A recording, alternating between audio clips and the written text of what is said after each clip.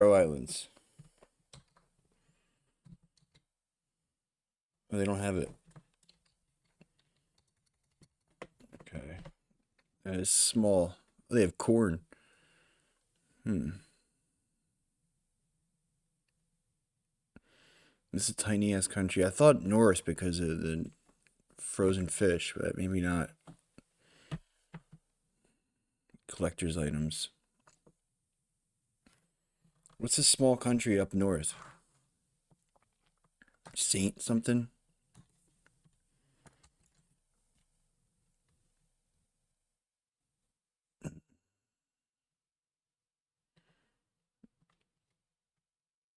Damn.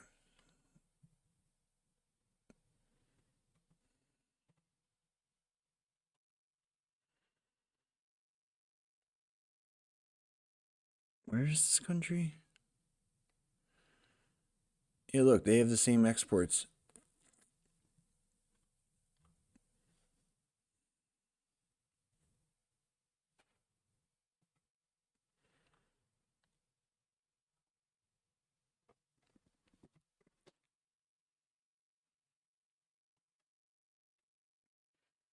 Um, okay, so if it's this is up north, right?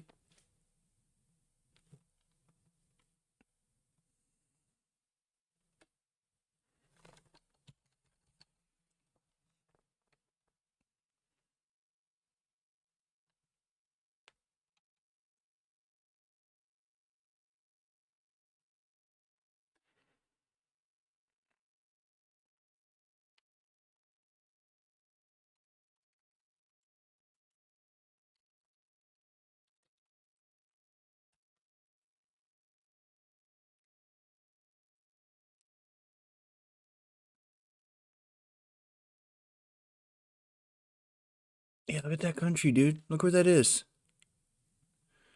That's so crazy. It's like part of France or something, right? Yeah. Did y'all even? I never knew there was a fucking country there. Never, never, ever knew it. Look at this shit. It's just like some shitty fucking Canadian island. It's a country.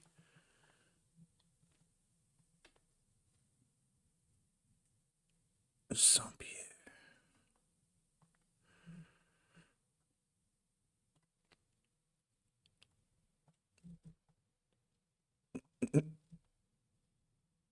This is downtown Saint Pierre. Yeah.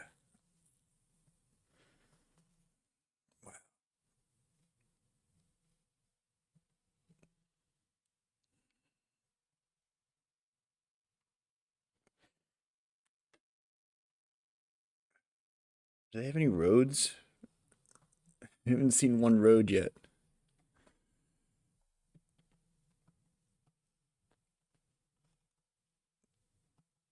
Say there's one down there. Maybe that's where the airport is. Yeah, that's where the airport is.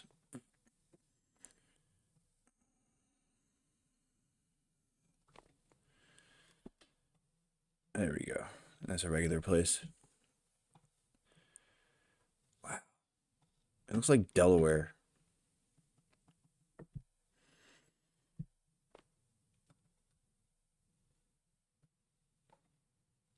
What's out here? There's not even any mansions or anything. Wow. Anyway, okay, so this little shit is 9,000 miles. So this is maybe off the coast of Africa, right? Or is this on in the Indian Ocean? Um, Dildo, Newfoundland. All right, this has to be an island because of all the fish. Yeah. Yeah, so it's like a tourist trap. So like Comoros or one of those countries. What's that country? Yeah, this one. Mm. No. Okay. What's on the other side of Africa? What's on the west coast of Africa? Is there any islands out that way? Um. Mm, mm-hmm. Yeah, Bosnian pyramid. Yeah, I've recently been pilled on it. It's pretty cool. The Canary Islands.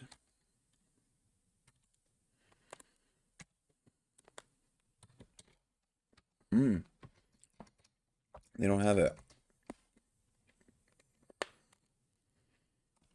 What's that? No. What's that other one out there? It's over by there. One guy who's really into Pokemon. Yeah, seriously.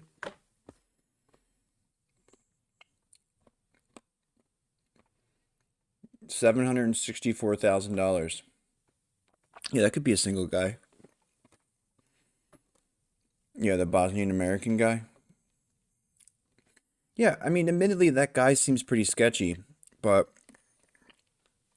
I mean, the more they keep excavating, the more I think it looks like they're proving themselves, you know? Like, if you look at the Wikipedia article, it's written from, like, it has all these articles from 2006 that they use to debunk it, and then it just ignores all the stuff from, like, the 2019, 2020, um, like academic papers. Yeah, I wanted to look up Zimbabwe's industries, but I figured I would do this first. What's the other country? What's that island off the coast of the Atlantic coast of Africa? Not the Canary Islands. What's the other one?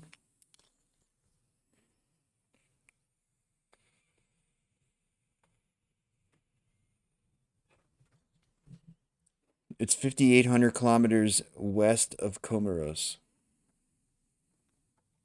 What else could it be? Um, oh, what's that fucking country called?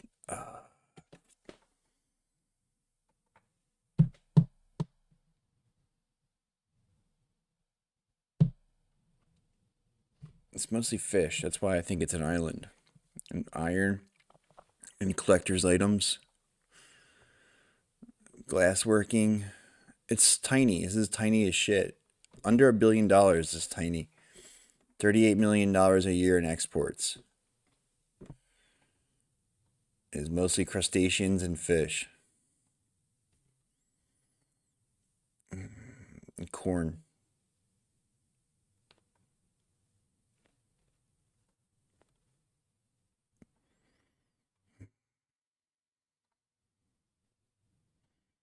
I mean, maybe it's a coastal country, but small one. Oh, maybe it's that little one, Gambia.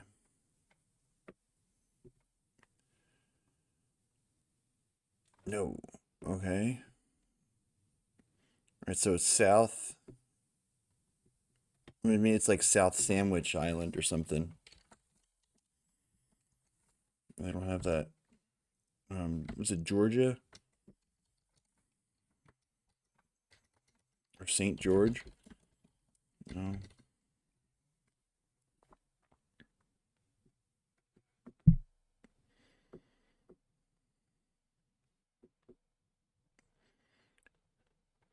Who? Those that would have volunteered for joining the military have an easy way of earning money through crime. Where's this?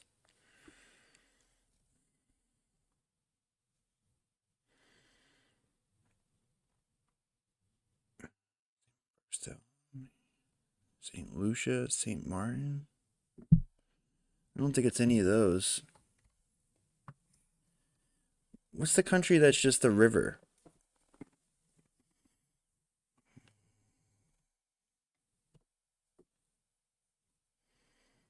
Oh, oh, oh, okay.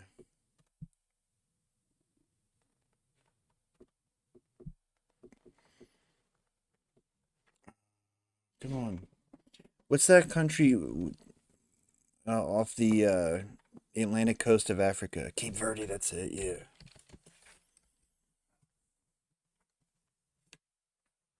Oh, man, it's not Cape Verde. Mm.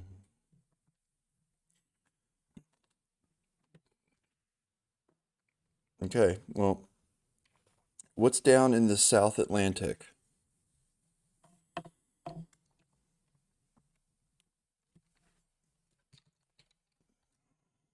St. Helena? Yeah, look at that. Hell yeah.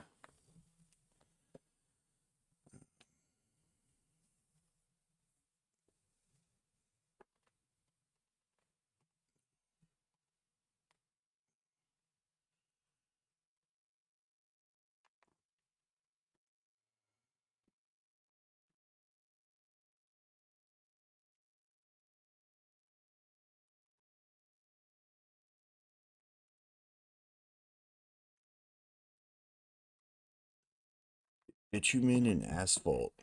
Wow. Okay, whatever.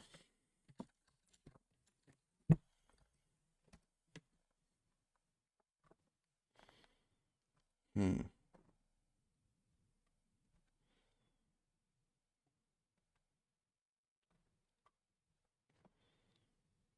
Water agreement, national gain, human rights. And I'll have to look it up some other time.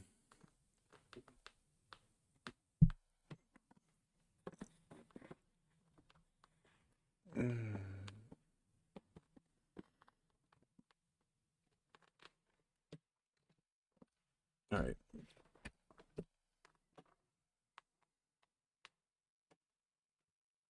Treatle.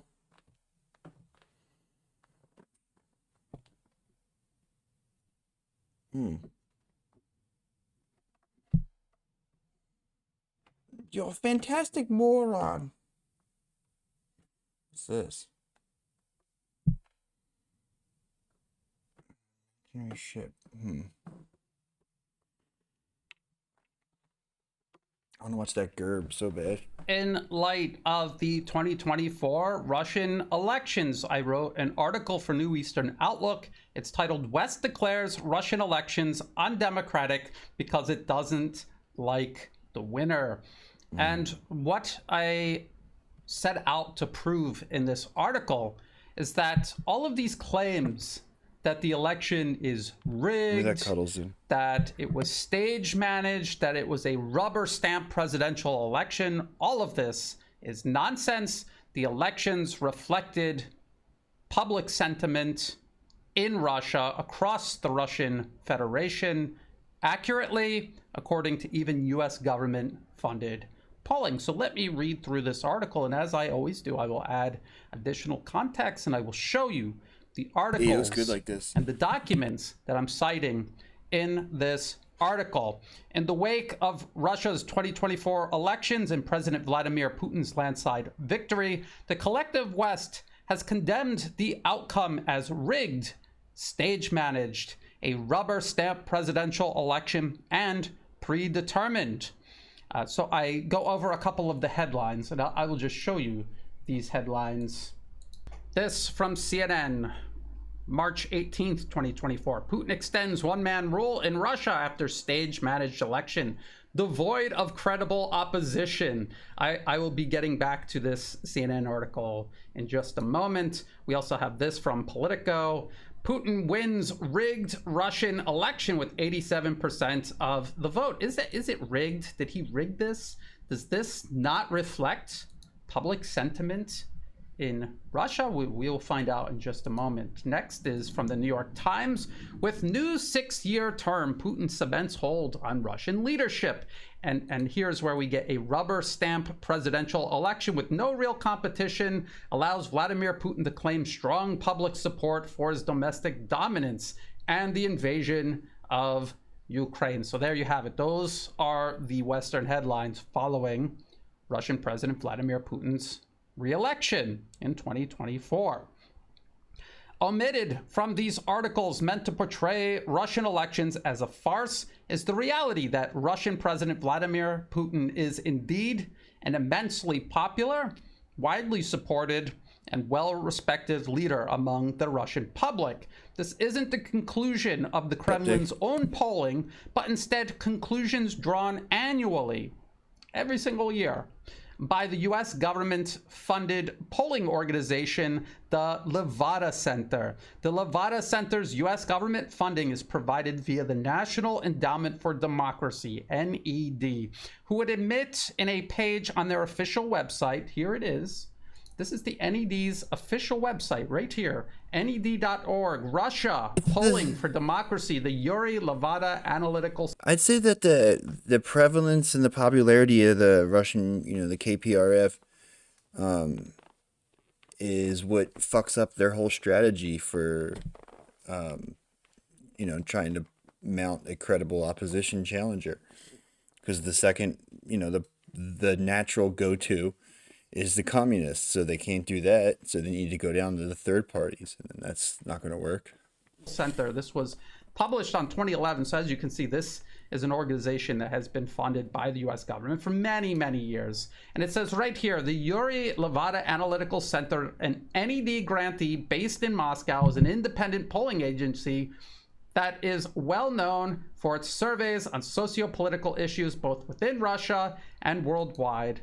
And there's two reasons the US government would fund polling inside another country, and that is to gauge how well American government political interference is, how well it's going as they interfere in another country's internal political affairs. And also, they'll occasionally rig polling to try to push a certain narrative.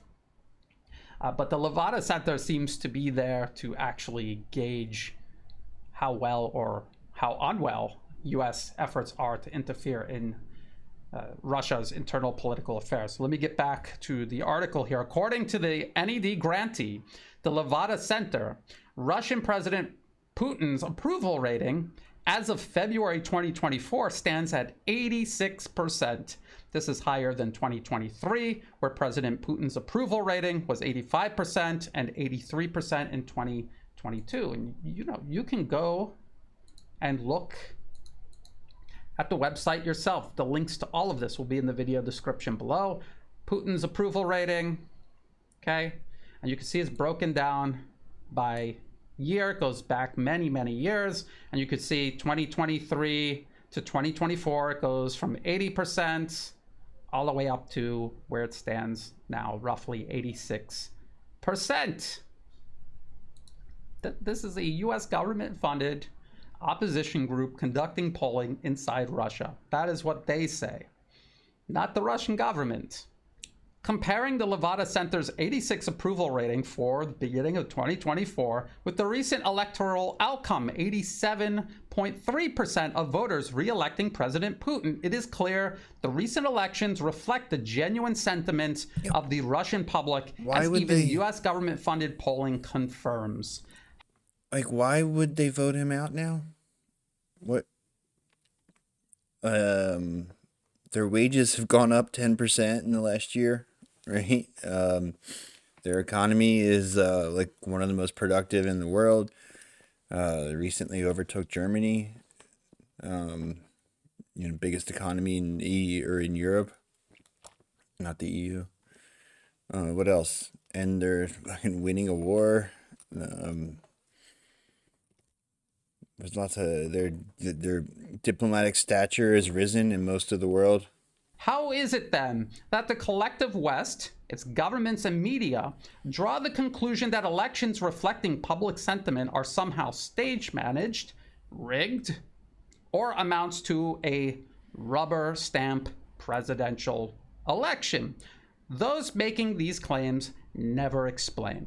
Instead, the collective West media claim that the exclusion of opposition candidates left President Putin with no credible challenge to his rule. That is what the CNN article claimed. Such articles cite the late Alexei Navalny as Putin's fiercest opponent. But had Navalny stood for elections, is there any reason to believe he would have won? The answer to that question is no. How do we know the answer to that question is no? Because the same US government-funded Levada Center has conducted numerous polls regarding the popularity or lack thereof of Alexei Navalny. As recently as 2023, the Levada Center determined only 9% of the Russian public approve of Alexei Navalny's activities, while 57% did not, with another 23% not even knowing who Navalny is. They don't even know who he is. The Russian government did indeed jail Navalny, but not because he was a political threat to the current Russian administration. Instead, it was because he violated Russian law. Charges, including those related to extremism, are hardly politically motivated, as Navalny and his Western backers had claimed. U.S. diplomatic cables confirm at least one of Navalny's opposition groups, Democratic Alternative, was funded by the U.S. government through the National Endowment for Democracy. So I have gone over this when Alexei Navalny passed away. This was his obituary published by the British media outlet The Guardian. And down here, it talks about all the different organizations he helped found.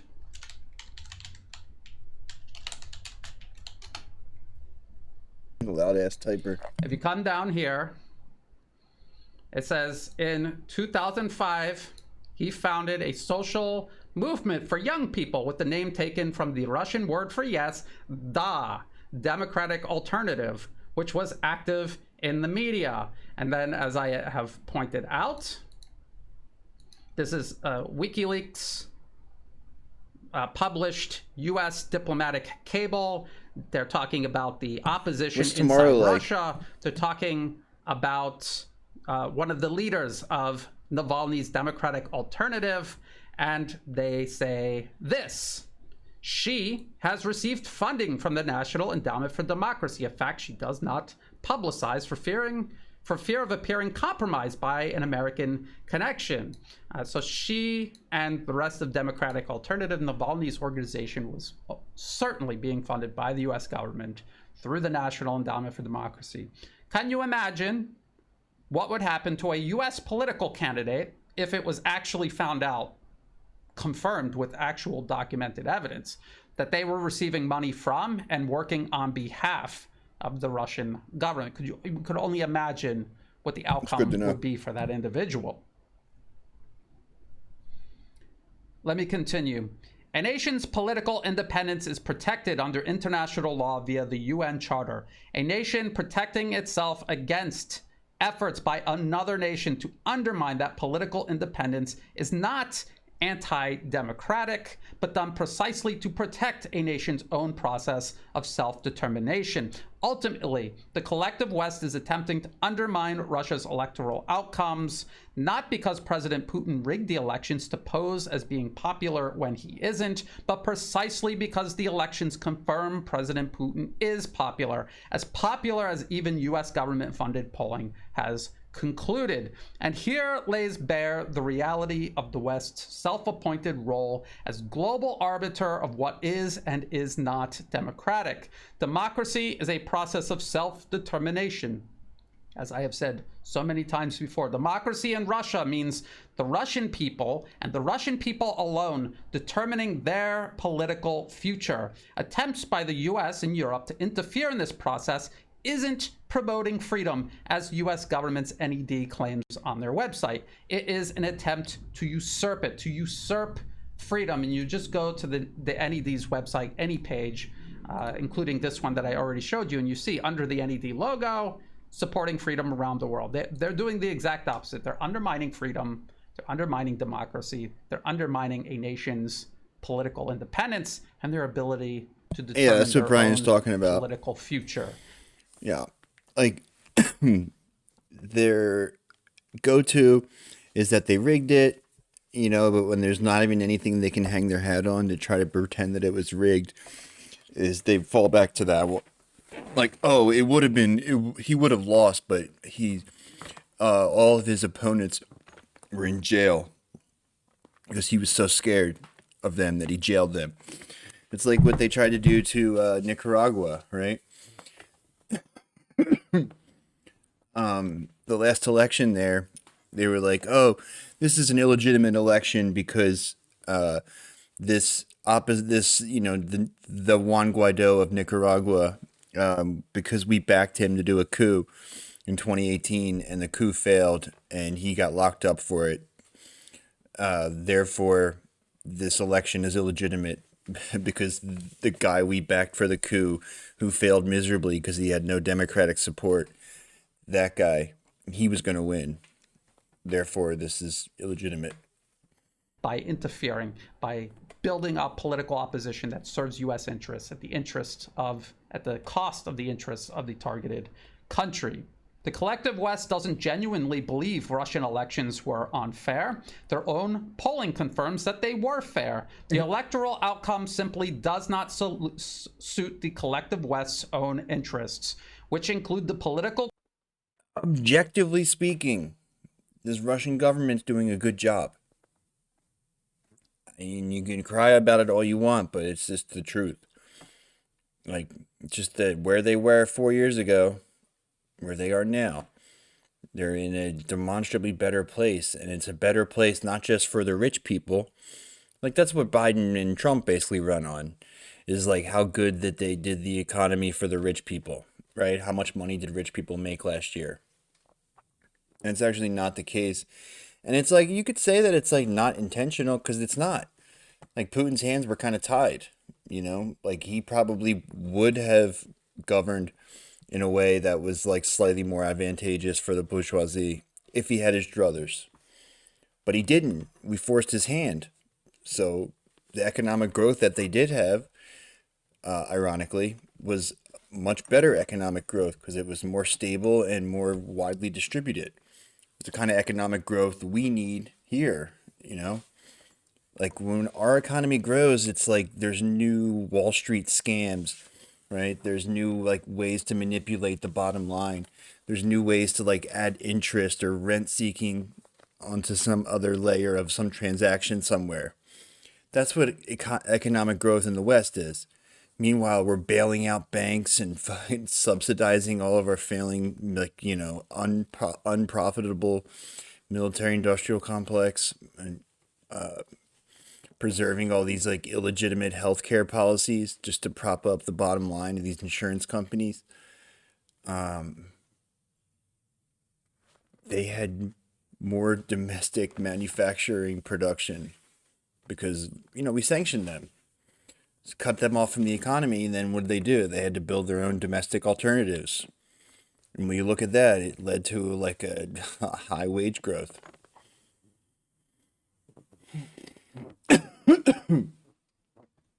I mean, what kind of opposition party is there? I mean, you're not wrong, Seabed, that it is, the Russian people are heavily influenced by like what what's it called? The Russia First Party or whatever it's called. But like, I don't know what, like, I'm sure if the CIA ran all the networks in Russia, they could have convinced people that Putin was doing a bad job. It's just that, like, since the war started, he's been doing a great job. And I wasn't really paying attention before that, but, like, he seems pretty competent. Again, it's like, it's not like, we're under the impression that, like, running the economy, like, running a country is so difficult to do. And you need to be the fucking smartest kid in your class, like a once in a generation talent in order to do it. No, right? It's not, right? Like, it's pretty easy to like improve things for people. It's just that they choose not to, right? They would rather they would rather like find some other like pocket of wealth in the country to extract and give to the fucking ruling class. That's all they do. And this is like,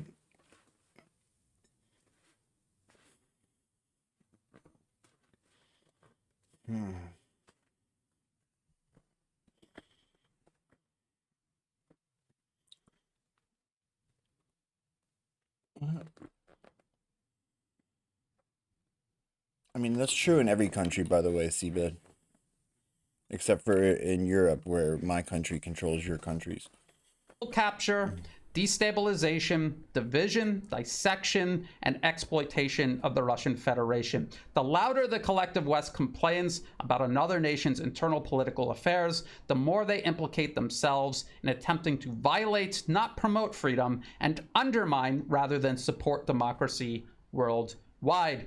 The best way, perhaps the only way, to uphold freedom and democracy around the globe is to expose and prevent foreign interference, not spend billions of dollars and decades carrying out such interference. And that's where I conclude the article.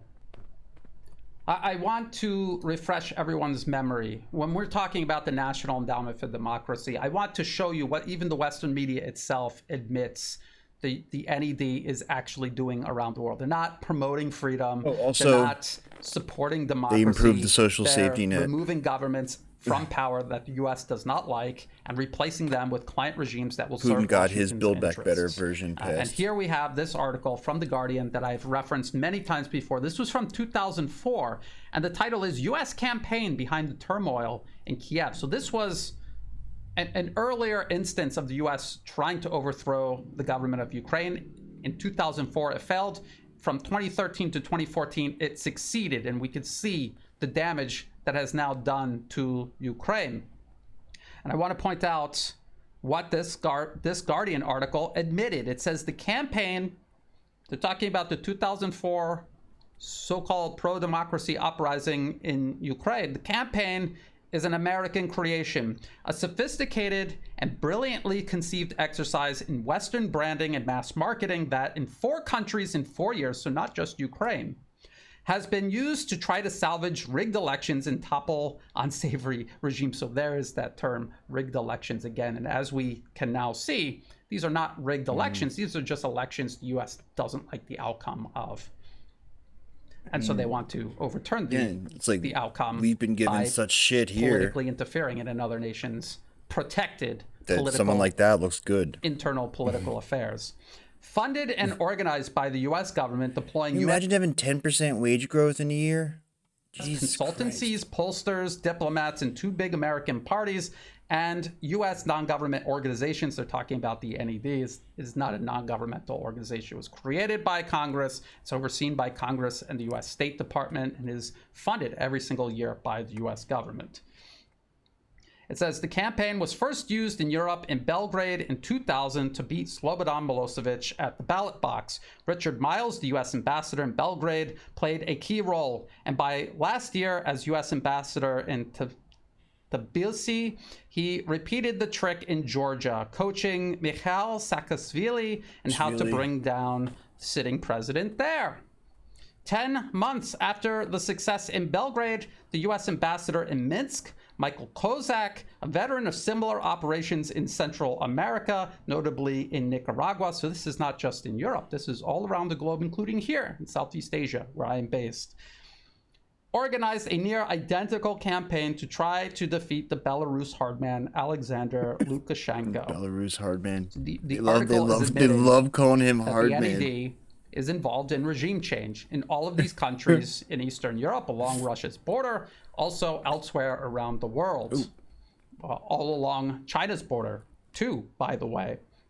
So we know that there's U.S. government-funded organizations, U.S.-backed opposition, overthrowing runs the governments country all along versus Russia's vice border. versa. And now I just showed you the WikiLeaks published U.S. diplomatic cable proving that the U.S. government was funding opposition groups inside Russia itself. Do the same thing to Russia, but the U.S. had... They don't control anything either, right? That's the thing. It's not that these countries are like, it's like top down, the government controls the economy. That's not at all what is taking place, right? It's just like, are you willing to at all limit the market even a little bit? Like, are you willing to do any intervention to keep the market from utterly eviscerating your people? If you're willing to do that, then things will work out nicely for your country, right? If you're not willing to do that, then things will continue to get worse. It's just like basic, facts, right? We've seen this playbook. We know exactly how it goes down, right? You just have to be able to tell capital no once in a while, which, in those countries, they've shown that they can do that. And it's like, I don't think, from the perspective of like a small business owner, from the perspective of all but like the monopolies, that's a good thing, right? It's like there's nobody, maybe some like the handful of actual principled libertarians that exist would be mad about it, I guess, maybe. But for the most part, it's like we all agree that like governments are supposed to limit monopoly power, right? That's all bourgeois governments are supposed to do that. That's just like part of the deal. That's one of the things that everybody, even the Koch brothers or whatever, are supposed to prevent monopolies. That's what these Western countries, ours in particular, does not want to do, right? They're not creating good market conditions. They're creating top-down, consolidating power at the top. And it just happens to be that, like, the person who's in that position is most well situated to, like, bribe them to continue staying in that position. So we have these assholes just pulling the ladder up behind them, and it's bad. It's bad for small business owners. And there's things they could do, easy things that they used to do that they just slowly stopped doing. And that's it. That's it. That's all it would take, really. It is pretty fucking simple. Did to Georgia, Ukraine attempted to do to Belarus, and had already done to Serbia. It is not the Russian government cracking down on any defunded opposition Sachs groups, was including saying, people like Navalny and everyone around him. This isn't a matter of eliminating a political threat. You could see that he is not a political threat. He had single-digit approval ratings. It is about eliminating a national security threat. This is foreign interference trying to overturn your freedom, your sovereignty, your ability to determine for yourself your political future. So as I concluded in my article, this exposes the collective West as undermining freedom and democracy around the world, not promoting it. So with all of that, I hope you can now see the everything is so fucking dishonest.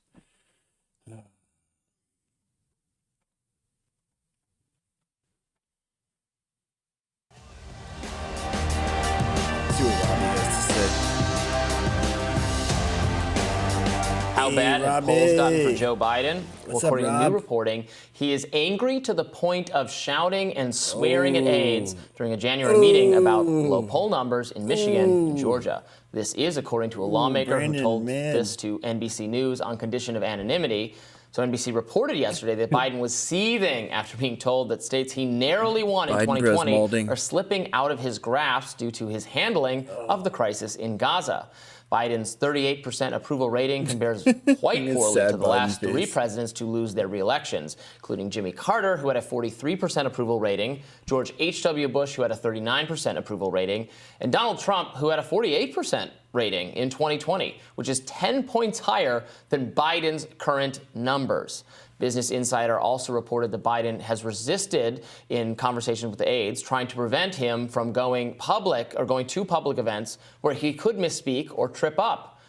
Meeting voters and changing minds has also been made more challenging by persistent protests that have repeatedly disrupted Biden events. Now, as we reported earlier this month, Biden is avoiding college campuses, and the Washington Post covered the persistent ceasefire protests again today, noting that Look, if you want to be a Republican, run as a Republican.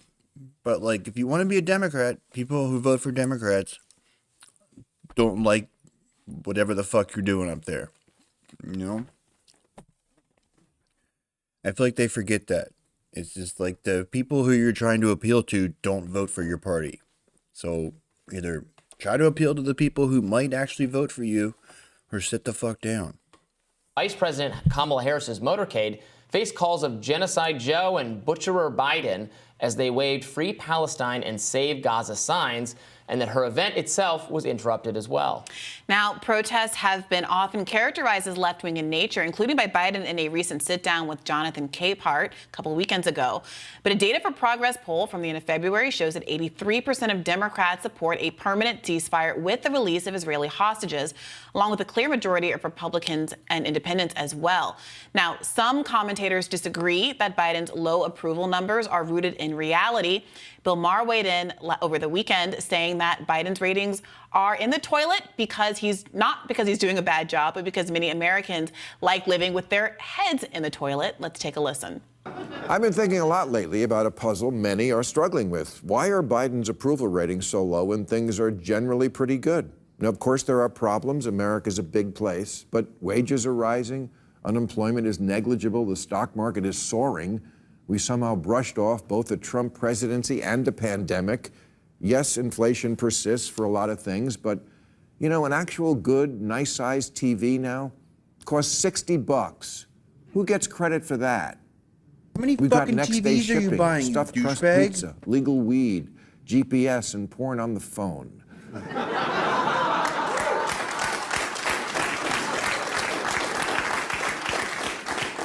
Cheer the f*** up. All right. Look, Bill Maher has occupied a really interesting political space over the last couple of years or so. He's someone who I think has gotten a lot more traction with kind of independent and right-leaning audiences, often spoken in the same breath as people like, Elon Musk and other kind of counterculture figures. But he seems to be on the firmest ground with that cohort when he's talking about cultural issues, less so when he's talking about economic issues. And certainly, I think, when he's talking about, not in this clip, but elsewhere, about Gaza and Biden's handling of it. He remains kind of normie and does not like Donald Trump and does not want Donald Trump to win. So whoever is not Donald Trump is who he wants. Right. And that happens to be Joe Biden. So I do appreciate a lot of Bill Maher's commentary, as you say, unsurprisingly, on cultural issues, on cancel culture, on free speech, etc. But he's covering for Biden because he wants Biden to be reelected. So back to this top line story. Biden apparently, back in January, was so angry about the poll numbers that I guess were newish back then, showing him really flagging on some of these crucial swing states. They started shouting at aides, is resisting aides' attempt to keep him from going into public events where he could create, frankly, more work for those aides as they try to clean up some of these missteps that he's had more recently. And it does seem like perhaps this, now that we know this information, this is newly reported information, even though it's about back in January, this does seem to lay the foundation for some of the policy shifts and the rhetorical shifts that we've seen since then with respect to how they're talking about a ceasefire. It was a word that was completely anathema to the administration until recently. So you had that rhetorical shift there, and now some of the reporting about Chuck Schumer coming out, giving that speech last week, and an attempt to distance the Biden administration from the Netanyahu campaign. I think the only question going forward is this going to be enough, especially since it seems like Joe Biden can't do the sort of retail politics that he was once known for, going to college campuses, speaking directly to the public. Ultimately, even if I believe Bill Maher is wrong about his diagnosis of the economy and things are fine and you can buy a big screen TV for $60, so why is anybody complaining? If Joe Biden can't make his pitch about why he's good on the economy, why his position on Gaza is the right one, why he should be reelected because of his own kind of gaffes and because he can't go anywhere without getting shouted down by a crowd, is he going to be persuasive enough to pull himself out of these poll numbers and win an election? Yeah, look, I think frankly is the reality is that he should not go speak at college campuses given how young people feel about him, but he should be speaking to auto workers. He should be speaking to areas where his Gaza policy is just maybe not that they don't care about that, but not the top line concern of the audience he's speaking to. It sounds like his aides are maybe actually getting in the way of him talking to people more directly, which you think he should? Is a bad idea. I mean, he's not going to win if he doesn't. But so it might blow up in his face. But this hiding Joe Biden, not letting him talk to the press or talk to people is not working. He's in a position right now to lose. They have to shake things up. They have to do something differently. It could be the case that when we hear more from Joe Biden, we like what he has to say even less, and we're less confident in his ability, and it makes people more angry. But he's not. Look, we just showed the re-election prospects for people with that level of approval rating. He's heading into this. He looks likely to lose. It's not like I'm holding on.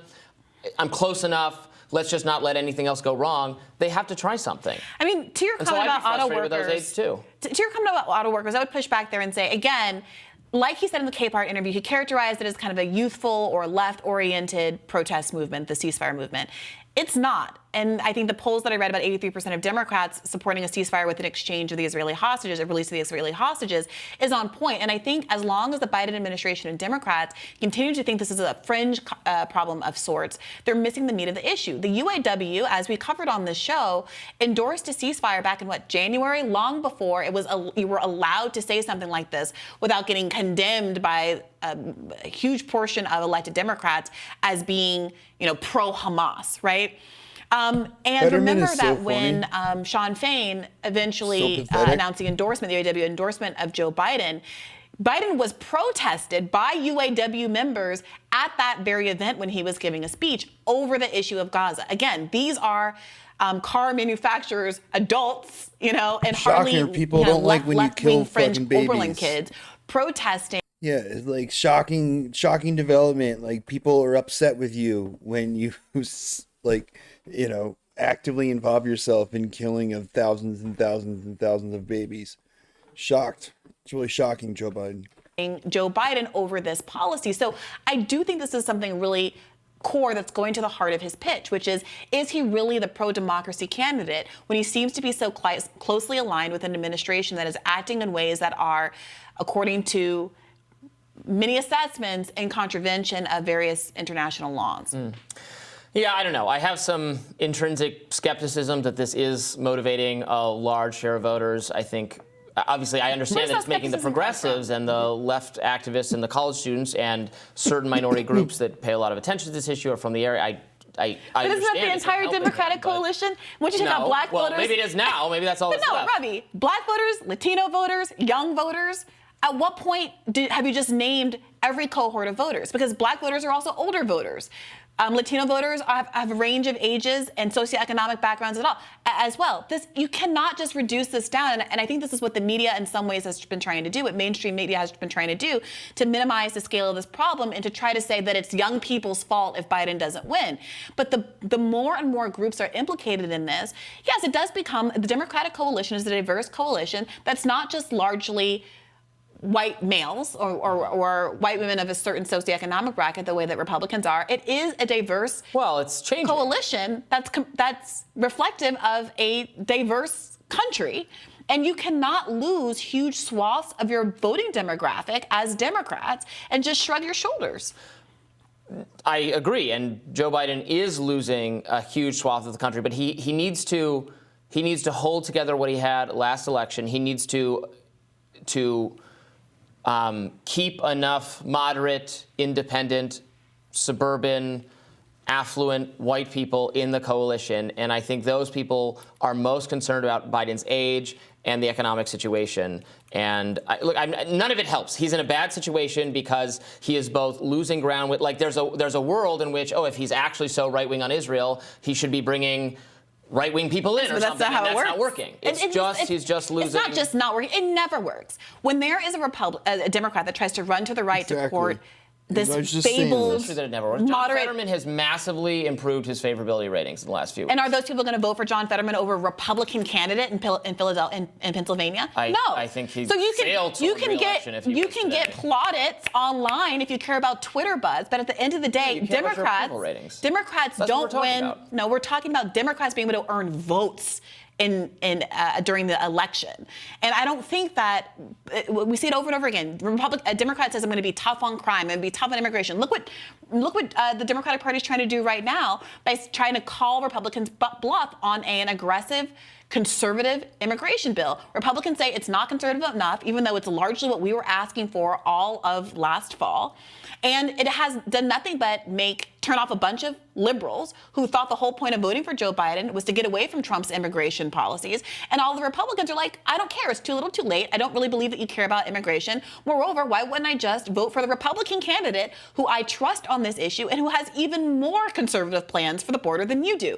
You can never out-Republican a Republican, and all Democrats do is in effect, alienate their base. And I think that's what's happening with Joe Biden right now, and I don't think that he's doing it because he thinks that there's some massive pro-Israel base that he needs to pander to. The polls suggest there isn't, and I think a lot of these pro-ceasefire people, they're not anti-Israel. Again, they just want to stop seeing the carnage in Gaza. I've seen polls that show people support a ceasefire if that means the defeat of Hamas. I've cited them on the show before. Right.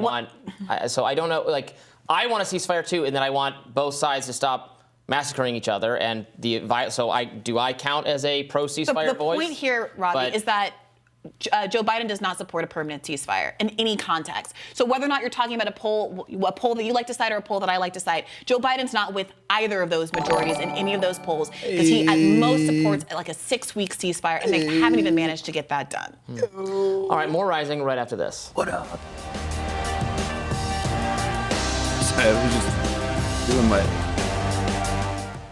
my lay down sit. How's it going? Devil EMS. Do I know you guys?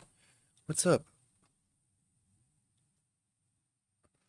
You an EMS guy? That's cool. I watched Madam Web the other night. She was an EMS lady. Ooh, cool. I like this. I'm a gamer. Nice.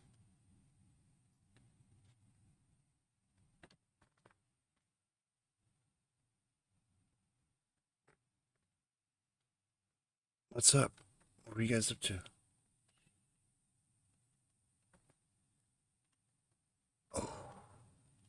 Oh. In Canada? Maybe you might know my girlfriend. That's where she's from. Anyway. We rated your chat. You're just in time. We have the two pillars of this stream are communism and crank shit. Oh man. I was gonna move on to crank shit, but then I forgot about the U.S. government has for years threatened to ban TikTok.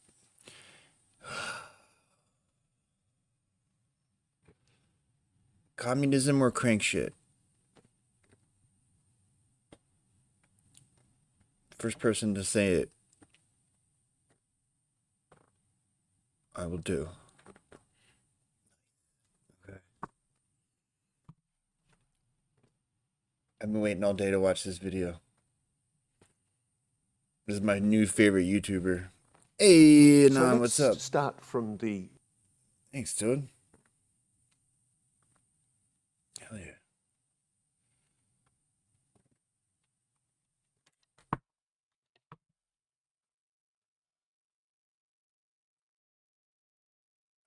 Anyway, if anybody's new, I'm Matt. Yeah, like I said, communism, crank shit. It's the next phase of the dialectic.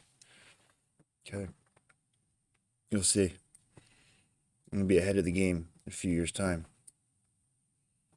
Very beginning. Mm-hmm. You say it's a 90-year cover-up. Just about, yeah. 90 years. Dialectical materialism so advanced it's indistinguishable from magic. To Italy. They recovered a partially intact vehicle. It's true. It's real. Yeah, that actually happened. Italian government moved it to a secure air base in Italy for the rest of kind of the fascist regime until 1944, 1945, and the Pope Pius. I believe this, by the way. So the Vatican was involved. Yeah, and told the Americans what the Italians had, and we ended up scooping it. So let me be very clear about this. You're saying that the Catholic Church, the Vatican, they know about the existence of non-human intelligence on this planet. Certainly. It didn't start or end with Roswell. Certainly. The first traceable recovery of a UFO occurred 14 years before the infamous cover-up in the desert sands of Nevada. In fact, in direct statements made by both David Grush and Lou Elizondo, the first NHI craft to be forcibly taken by U.S.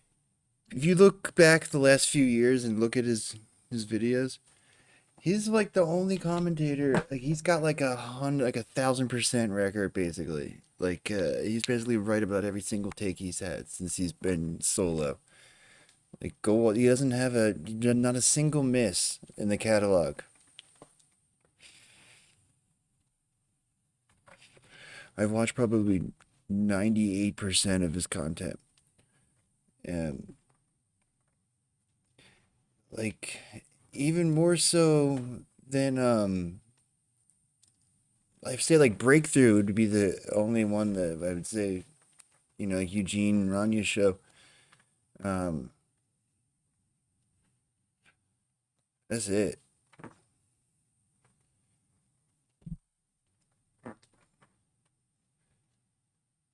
And then the fact that like it kind of, I feel like the way that the Gray Zone guys went after him, right? I feel like that I think that only makes him look more credible. Ironically, the way it went down, like chasing him on that bus and everything. U.S. forces would arise from the smoldering remains of the Italian fascist state, led by none other than Benito Mussolini during the Second World War. Hey guys, it's UAP Gerb, and today we are going to discuss the now infamous 1933 Magenta, Italy UFO crash retrieval. This tale, you know, like the editorial split up. Well, like he used to write for, he used to fucking, you know, work with those guys, and then Max started pandering to the right, and Ben was like, "Fuck this," and he started his own thing, and I think it's been great since then.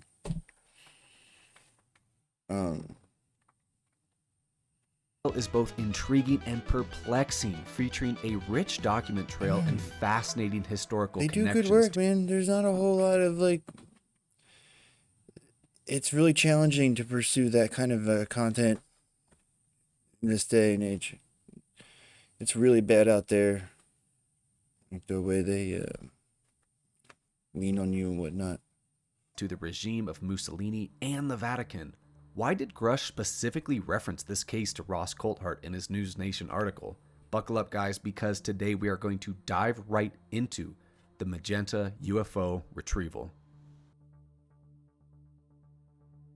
Before we do any sort of investigation, let's discuss the story, and guys, please forgive any butchering of Italian words or names that I use.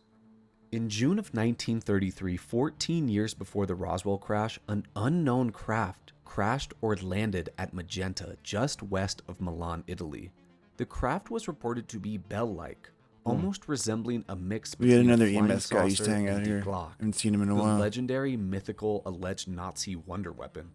The craft sat at a reported 10 meters in diameter. Dictator Benito Mussolini thought this was an unconventional flying vehicle. Yeah, I think the real ones, by the way, are the ones that have those little nozzles on the bottom.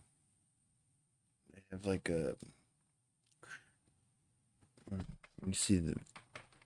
that originated from France, Britain, or Germany, but the Italian government established a top-secret group, the Gabinetto Ricciare Specializze 33, or how I'll refer to it from now on so you don't make me say that again, the RS-33, to examine the craft.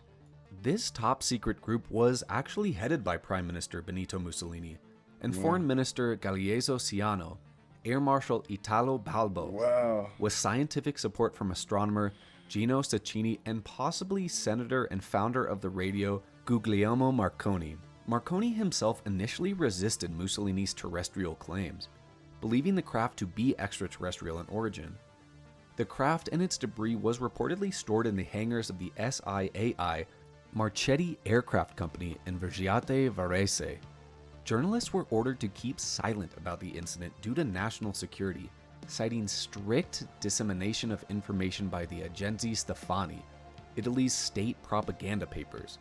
The UFO remained in the possession of Mussolini's regime until the fall of the Axis powers and was recovered by US agents of the Office of Strategic Services in 1944 or 1945, Marconi. and this was the former US intelligence agency.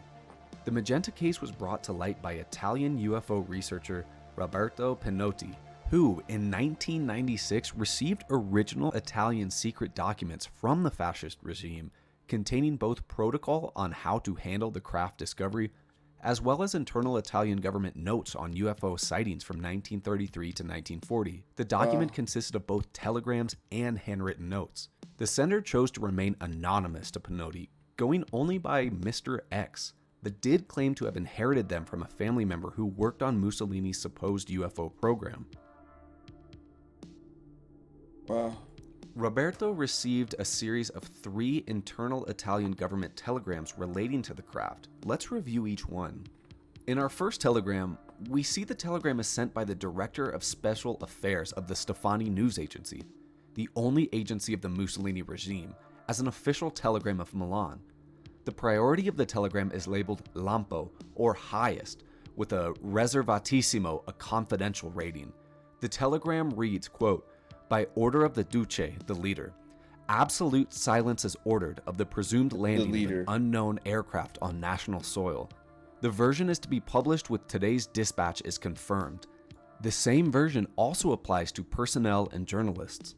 Maximum penalties for offenders up to and including appeal to the State Security Court. Please confirm receipt immediately." Our second telegram was sent on the 13th of June 1933 at 4 p.m., again from the Stefani News Agency, with Lampo priority and reservatissimo classification. This document reads, quote, "By superior order, the news disclosed today in the Stefani Dispatch number 63/3/1.0 should be treated as follows. The above-mentioned aircraft has been recognized as a meteor by the Barrera Astronomical Observatory. Given the news the slightest graphic relevance, there is no need to rectify, minimize."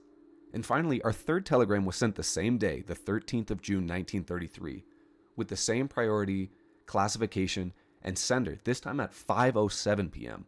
This telegram reads, quote, "By order of the leader, it is ordered that circulation of the news about the craft of unknown nature, referred to in today's Stefani Dispatch at 7:30 a.m., be stopped immediately. It is ordered that any leads for newspapers carrying this news be recast immediately. Maximum penalties for offenders up to and including appeal to the State Security Court. Please confirm receipt immediately." So with these 3 telegrams, we see the Italian press demand absolute silence over a landing of an unknown craft. Immediate arrest and maximum penalties were to be issued to any journalist commenting on the craft. From the telegrams, we can see the Italian propaganda initially pushed for journalists to treat the landing of the craft as an identified meteor, only to swiftly cease any and all reporting by Italian journalists. Does this not sound awfully similar to the Roswell incident? Quick media control to drown out the presence of a crashed UFO? If you look at the second and third telegrams I've shown you, you will notice an R/S stamp in the telegram text field. Unfortunately, I can't find any sharp enough images to decipher what exactly the text on this field reads. However, remember in the description of the alleged Magenta craft, a top-secret scientific coalition was formed to investigate the craft named the Gabinetto Ricerche Speciale 33, or the RS-33. In other words, the Special Group of 1933. Well, within the document sent to Pinotti, we see an introduction directly mentioning the RS-33 as a prelude to 2 sheets describing protocol for the crash. Atop the letter in 2 pages lies the stamp of the Kingdom Senate. This intro to this protocol memorandum has been translated by Paolo Guizzardi and reads, quote, "Dear De Santi, I am sending you as requested and agreed verbally the note for your rule. Do not make copies, do not even mention it to your deputy. For any matter having to do with the RS-33 office, come to me first. I personally wrote these lines as to not expose them to the eyes of my secretaries, therefore adjust accordingly." So, who is this De Santi, and who are the figures I mentioned earlier as connected with the RS-33? De Santi, the man to which the craft recovery protocol was addressed, was almost assuredly a pseudonym for one Tommaso David, a colonel of the Frosinone, founder of the Volpi Argentante spy group and later head of the Sallo Secret Service, as discovered by Italian historian Arrigo Petaccio. Earlier, I mentioned the possible connection of Guglielmo Marconi to the RS-33, the Nobel Prize-winning inventor of the radio. Marconi was an outspoken advocate for belief in extraterrestrials. pursuing the possibility of contacting them via radio, as outlined in a rare article published in 1937 titled Guglielmo Marconi, Magician of the Invisible Ruler of Spaces by La Stella Mario, which itself referenced earlier claims by Marconi in 1920 and 1932. At this time in 1933, the strict propaganda machine of the Stefani, as mentioned earlier, would cover everything under the regime bar the highest authorities, Benito Mussolini, Foreign Minister Ciano, and Air Marshal Balbo. Due to this, it stands to reason the two men besides the Duce would be read into the top-secret RS-33. Ciano's likely involvement in RS-33 and direct naming in the fascist UFO sightings post-Magenta will become apparent later in the video. It is worth mentioning the famous Ciano diaries that describe Ciano's experience and involvement within fascist Italy up to his execution in 1943 makes no mention of this secret group. However, it is understandable given the top secrecy of this commission. What is interesting, however, is a deep rabbit hole between Etta Ciano, Ciano's wife and Mussolini's daughter, Alan W. Doles, the Ciano diaries, and Operation Sunrise, as a front to retrieve the Magenta UFO from the crumbling fascist state. This is not my research, so I will not pass it off as my own. However, if you guys are interested, I will see if I can do an interview with the really sharp cat who has spent countless hours digging into the craft retrieval process by the United States. Now onto the mentioned memorandum describing craft recovery to DeSanti in conjunction with the RS-33. We see these labeled personal note, very confidential, so let's go through all 9 steps of protocol surrounding the Magenta retrieval. 1. Notify the mayor. 2. Order the immediate recovery of the aircraft. 3. Order immediate arrest of all witnesses. Appoint Special Section RS-33 of the OVRA, the Italian Gestapo, present in each provincial capital. 4. Direct all reports with the utmost secrecy and precedence over all priorities to the Central Meteorological Office at La Sapienza University in Rome. Exclusive relevance, RS-33 office. 5. To prevent ex officio the dissemination of any news, particularly in the press. 6. For the purpose of the previous point, it is necessary to publish from time to time very short articles in which the phenomenon is reported to its authentic and unique celestial nature. Meteor, shooting star, planet, luminous halo, iris, etc., according to form RS-33.FZ.4, previously transmitted to all the prefectures of the kingdom by special dispatch. 7. Transmission of reports to the Air Force is subject to the prior favorable opinion of the RS-33 office, whose decisions are unappealable up to the highest hierarchy of the Duce. 8. Strict exclusion of any other scientific body from the collection and examination of the reports available, including the Pontifical University. And 9. Charge all expenses related to this provision to Cap 32 Title XXII Heading 32-2 of the Order to the R. Accademia d'Italia. Written authorization from Chief of Staff RS-33. And a couple thoughts here, guys. Points 8 and 9 sound like protocol almost identical to USAF Regulation 200-2 from 1953, which I talk about all the time, in which UFO sightings were delegated strictly to the Air Force or higher authorities while restricting cases to be shared with scientific bodies or Project Blue Book.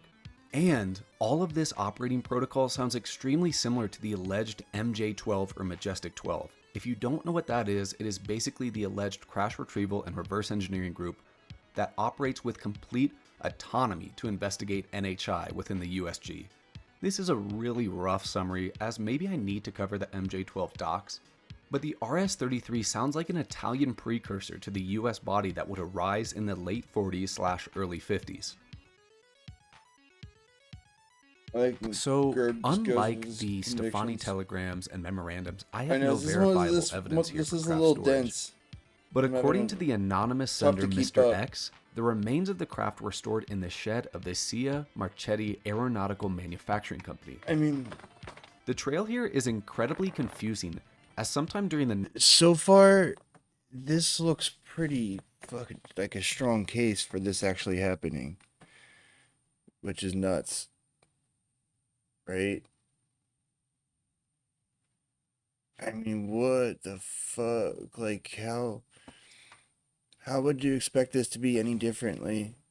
Like, it's just documenting them, like, retrieving and then making rules to, like, what...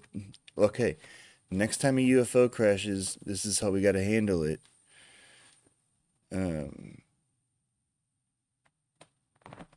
mean, I guess... play devil's advocate. If you were trying to hoax it, you could also probably hoax the paperwork, no? I mean, could you hoax the telegrams? That's probably something that there's like an official record of, right?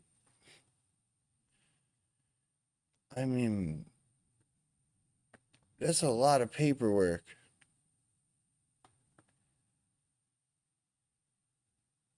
I mean, why are you so bullish on it?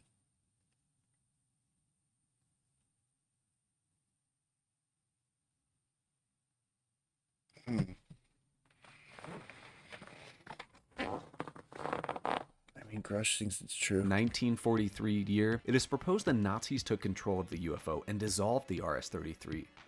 A possible link here is that a fire occurred in the CIA warehouse in Bergiat on the 17th of March 1943. The craft likely was then moved to Mussolini's enormous bunker under Mount Sorate, 27 miles north of Rome. At the time of its construction in 1937, the bunker was the largest in Europe, 3 miles long and 300 feet underground. Rumors circulated the bunker was used to house military equipment, possibly a recovered NHI craft.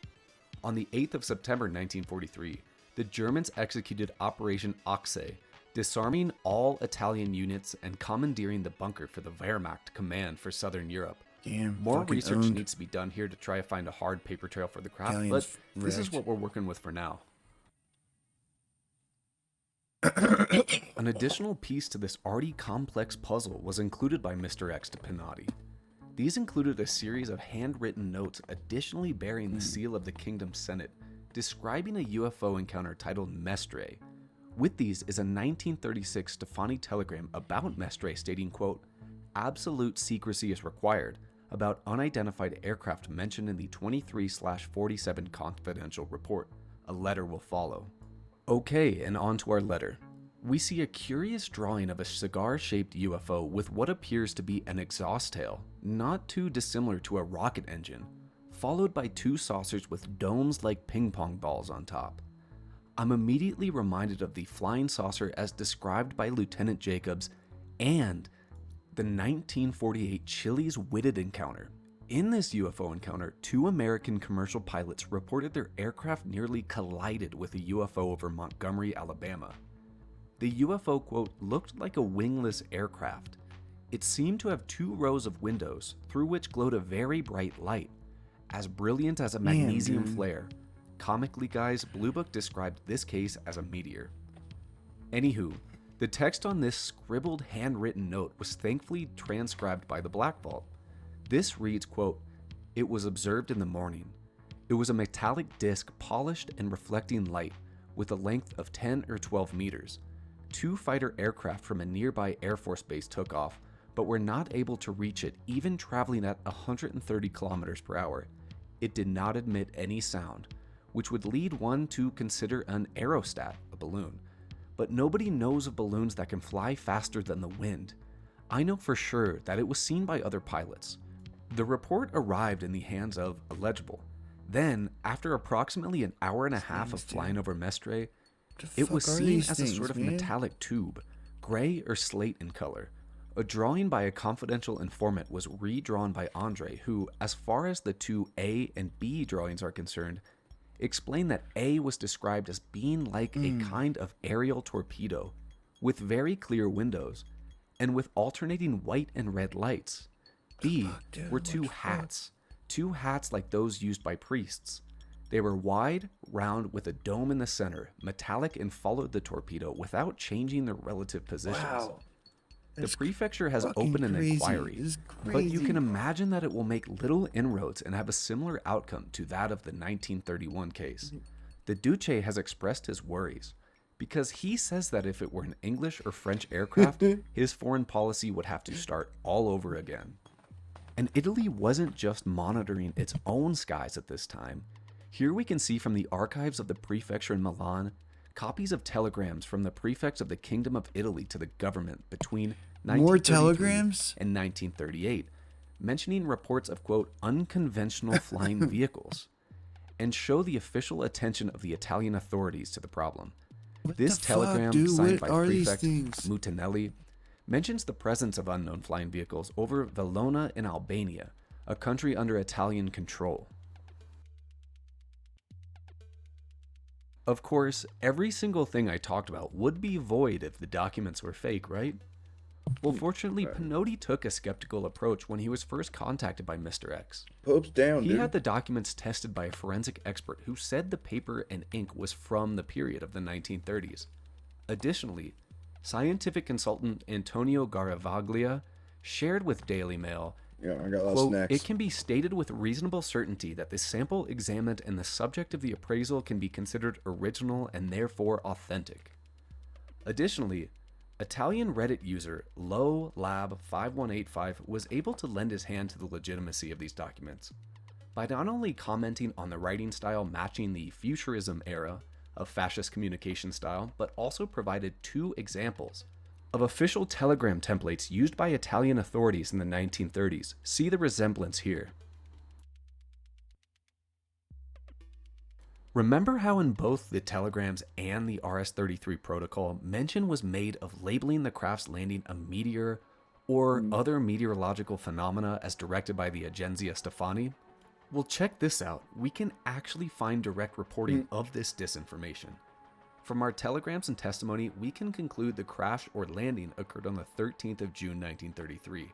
From later that same month, we can find newspapers and magazines that report on inclement weather occurring in the Magenta area, severe lightning storms and hailstorms that illuminated the night sky, such as this paper from the 22nd of June, which reported the week prior a lightning strike that illuminated the night sky and struck 5 bricklayers on the Trisetta Magenta Road.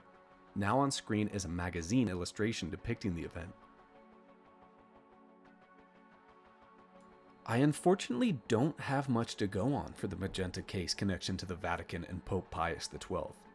We will have to go off the word of David Grush and reporting done by Christopher Sharp, predating Grush in his 2021 article, All UFO Disclosure Roads Lead to Rome. Sharp writes about how initial relationships between Mussolini and the Catholic priesthood were quite good, and how the Duce confided with Pope Pius XII about the retrieved unknown craft.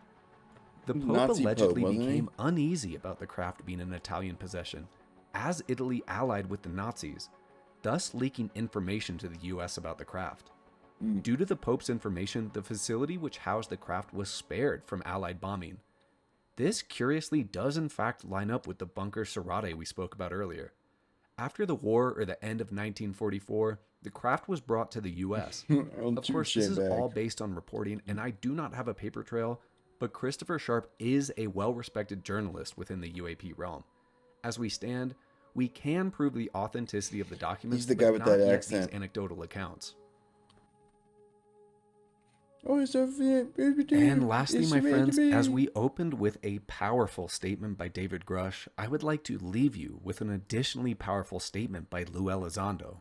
I don't trust this clown. Gave a few hints before, but Roswell may not have been the first event, and well known. I mean, there's been some reporting internationally as well that there have been some crashed vehicles, and they were obtained by local authorities, and there was some scientific study done on them.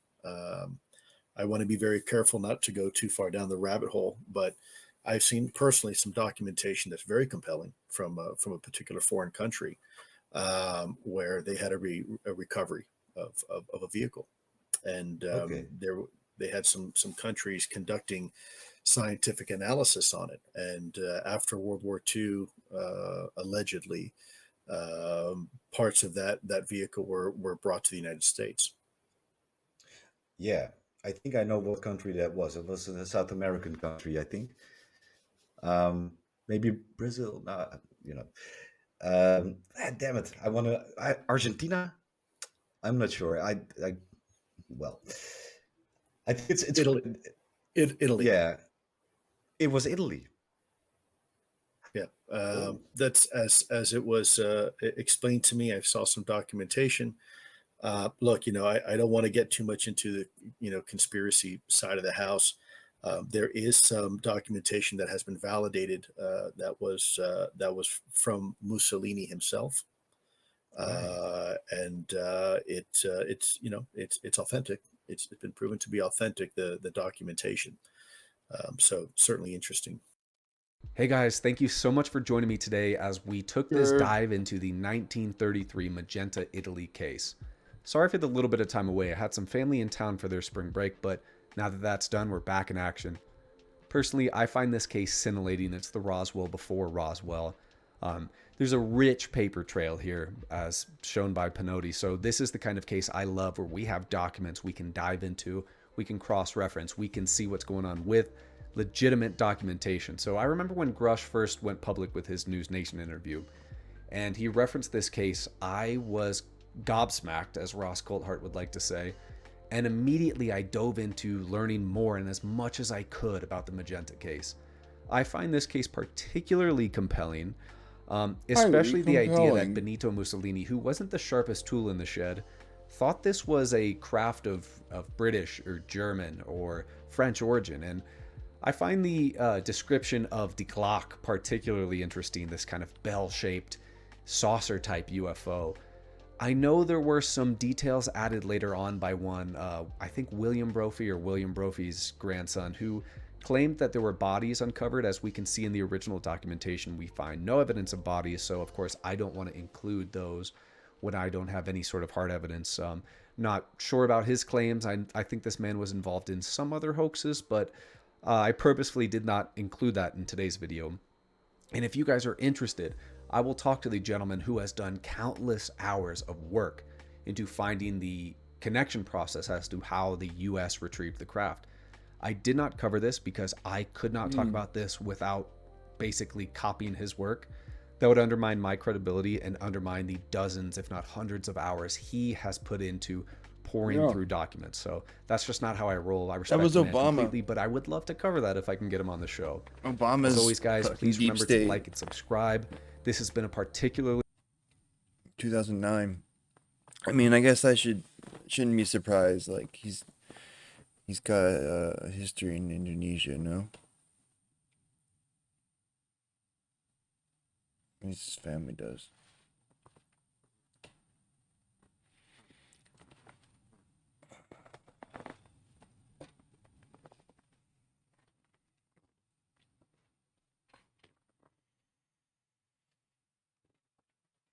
Oh, did you see this ship?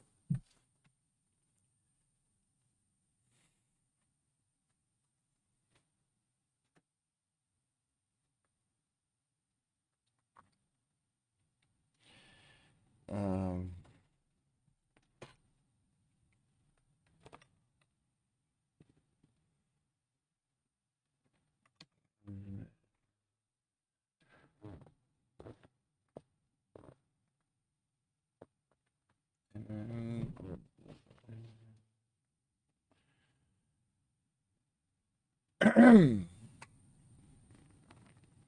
so we voided this thing.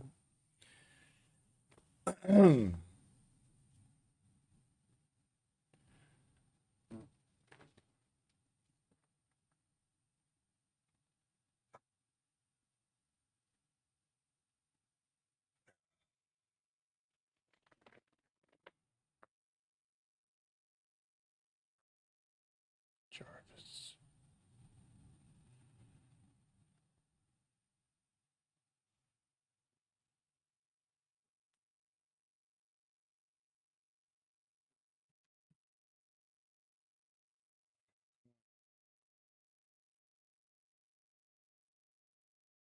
Stupid fucking Jarvis.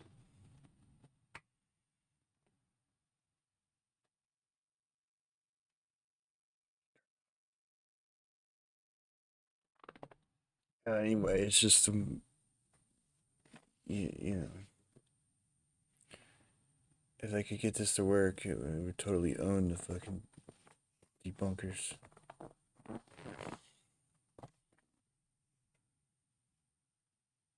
Make me look bad in front of the debunkers. Come on. Come on, there we go.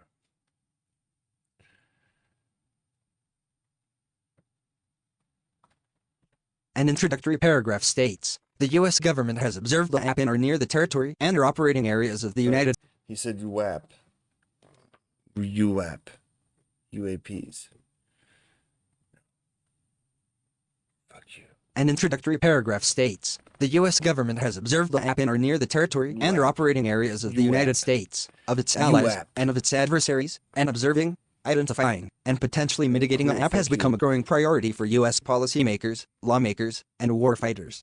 The potentially ubiquitous presence of the app defines the national security implications of those anomalies, which range from operational hazards and threats to technological and intelligence surprise to adversaries' strategic miscalculations. It is imperative that provide the app incident, incursion, and engagement, reporting, data, and material for the department's detection and mitigation of potential threats, exploitation of advanced technologies, and informing policymaker and warfighter decisions.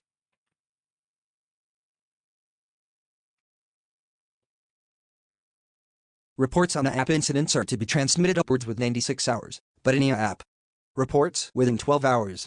A app engagement is a kinetic or non-kinetic response to a app intended to deny, disrupt, or destroy the phenomenon and or its objects.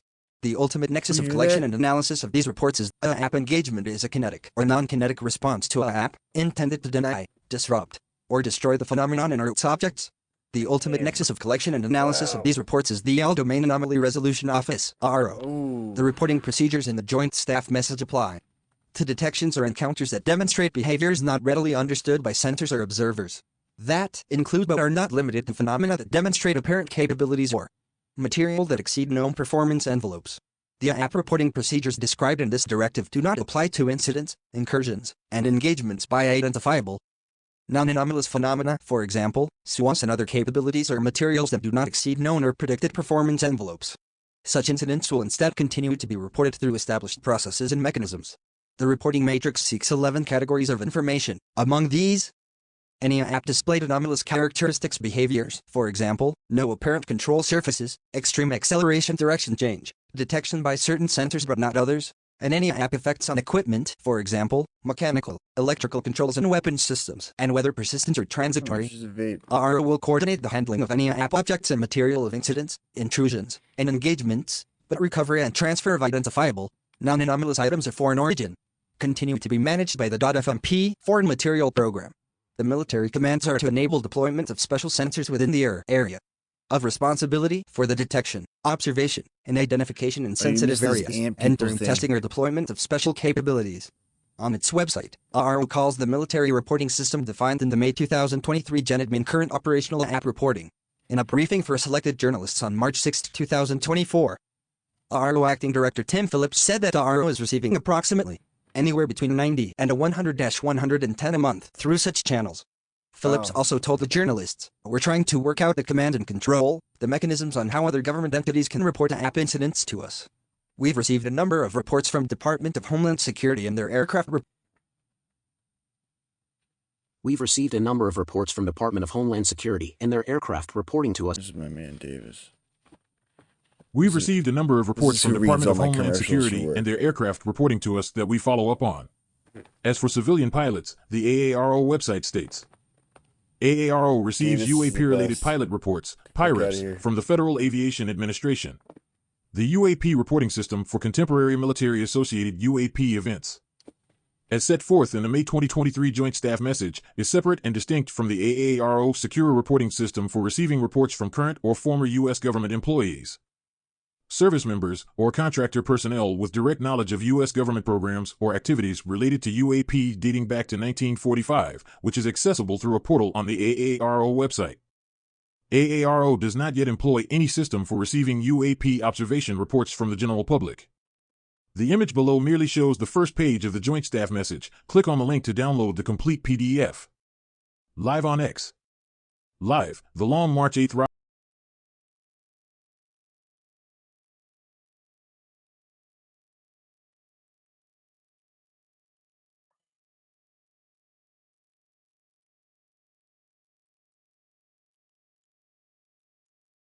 And Kirkpatrick owned so fucking hard. Oh god. I mean, look at that.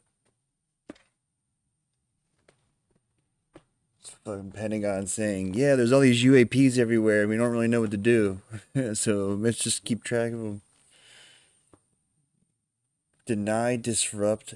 Damn, dude. They do be engaging.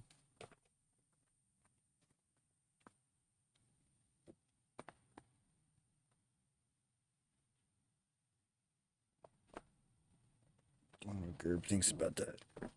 Yeah.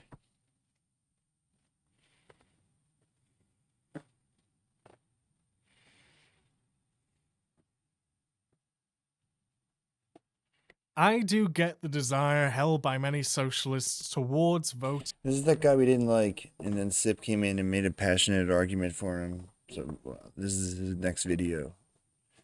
We'll give it a few minutes.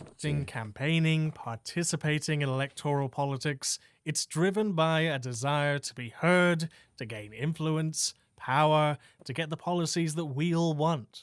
What I think is ignored when discussing this is that there are parameters within electoralism that greatly hinder the left in a way that just doesn't affect the right. So here's my go at figuring out why that is. Something I learned quite quickly in my early electoral politics days is that representative politics, whether that's first past the post or alternative vote, ultimately come down to a matter of racing to the middleman. Your ability to gain power is based on the amount of people that will believe in your ideas, right? For more radical groups, that will mean only a very small percentage is ever gained. And so in order to gain a grander share of those votes, you need to extend your views to cater to others. It becomes a slow and steady dilution of your standards. What's important here is the party platforms have a stronger interest to gain votes than the interest to educate people over towards your more radical views. If you watch the creator Joris on TikTok, I recommend you do, by the way, he's a really good egg. A really good point he made when he was asked whether or not he's afraid of National Rally, formerly National Front, taking power in France is, no, he's not. Because plenty of the policies that the party have wanted for the past 40 years have been put into action because of the influence of the group. Parties on the other side then have to appeal to that conservative reaction in order to accrue those votes. It is a race to the middle ground of opinion. So then you might ask, why can't we just do that on the left? Why can't we form our own parties that will influence conservative opinion and bring them to the left, fighting back? Well, the problem comes down to a very stark difference, I think, in what our goals are.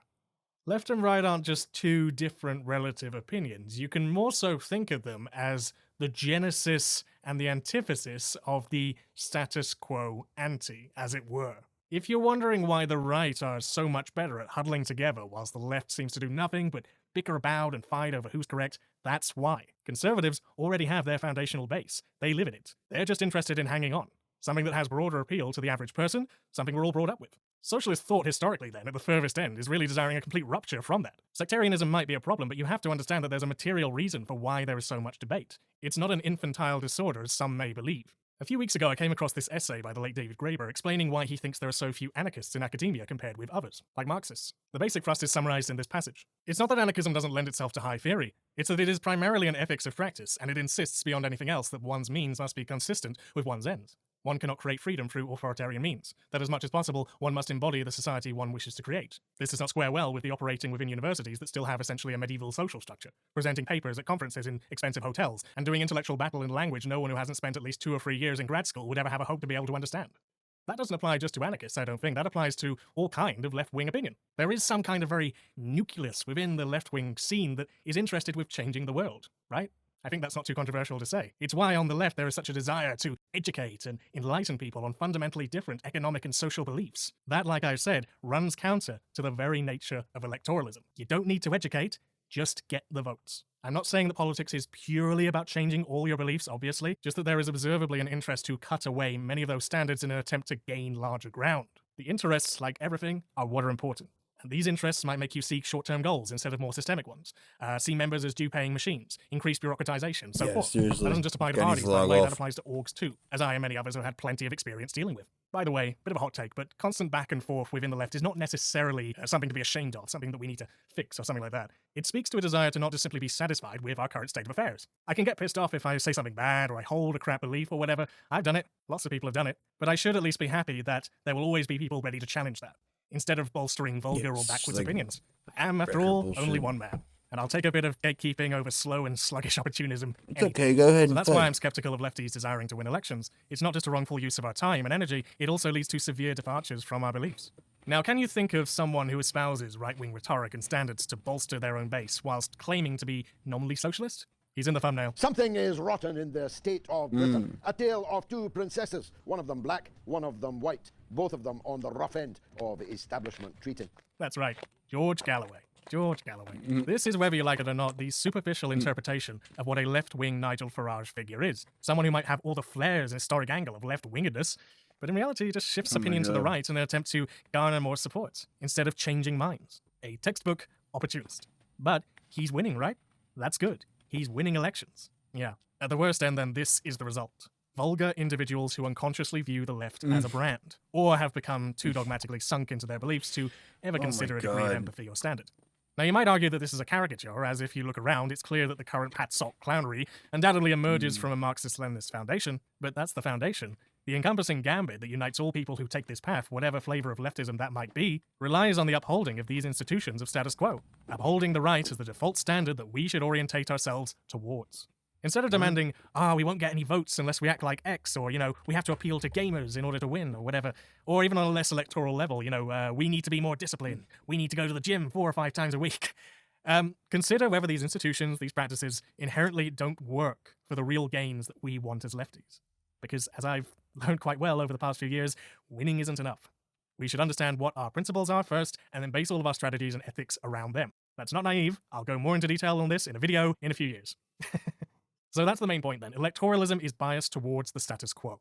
There's another similar danger which I find is linked with this, and it's what I like to call stepping stone strategy. The idea that in all walks of politics, you give platform to ideas or people that, whilst not inherently perfect or not inherently what you believe, will enable better avenues to emerge later down the line. Well, I have to consider where the evidence is for that. Like I said, there's George Galloway, but there's another person I know of that I never really got on with very well, who used to get all of the buzz from a leftward angle, until some recent events have revealed what many of us already knew. You know, of course, who I'm talking about, Russell Brand. And I remember people for years now have believed, yes, he's problematic, yes, he hasn't got the best views, but his influence will galvanize people towards better leftist ideas.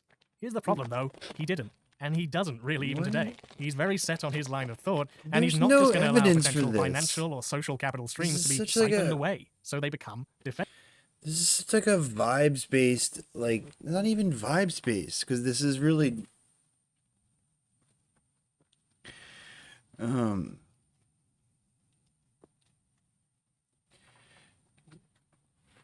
think none of this stuff, this is just too online. It's so online. It's just not these are not relevant issues if you go down and join the party, join a group in your neighborhood. No one's going to be talking about any of this bullshit. And is this a different type of person that this content is appealing to?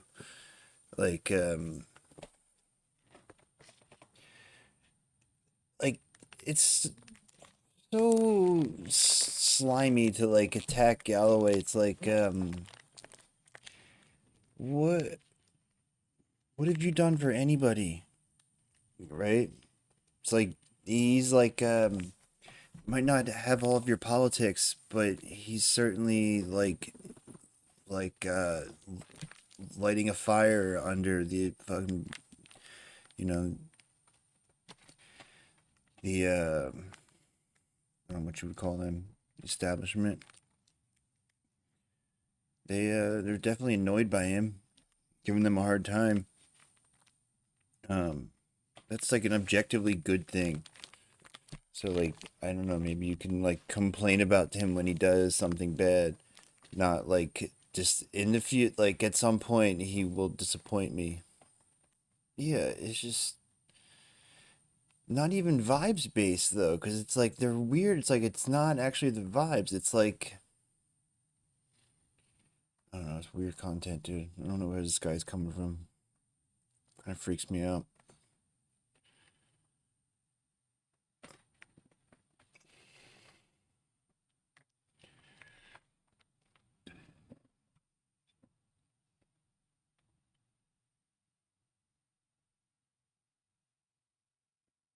Oh, oh, fuck.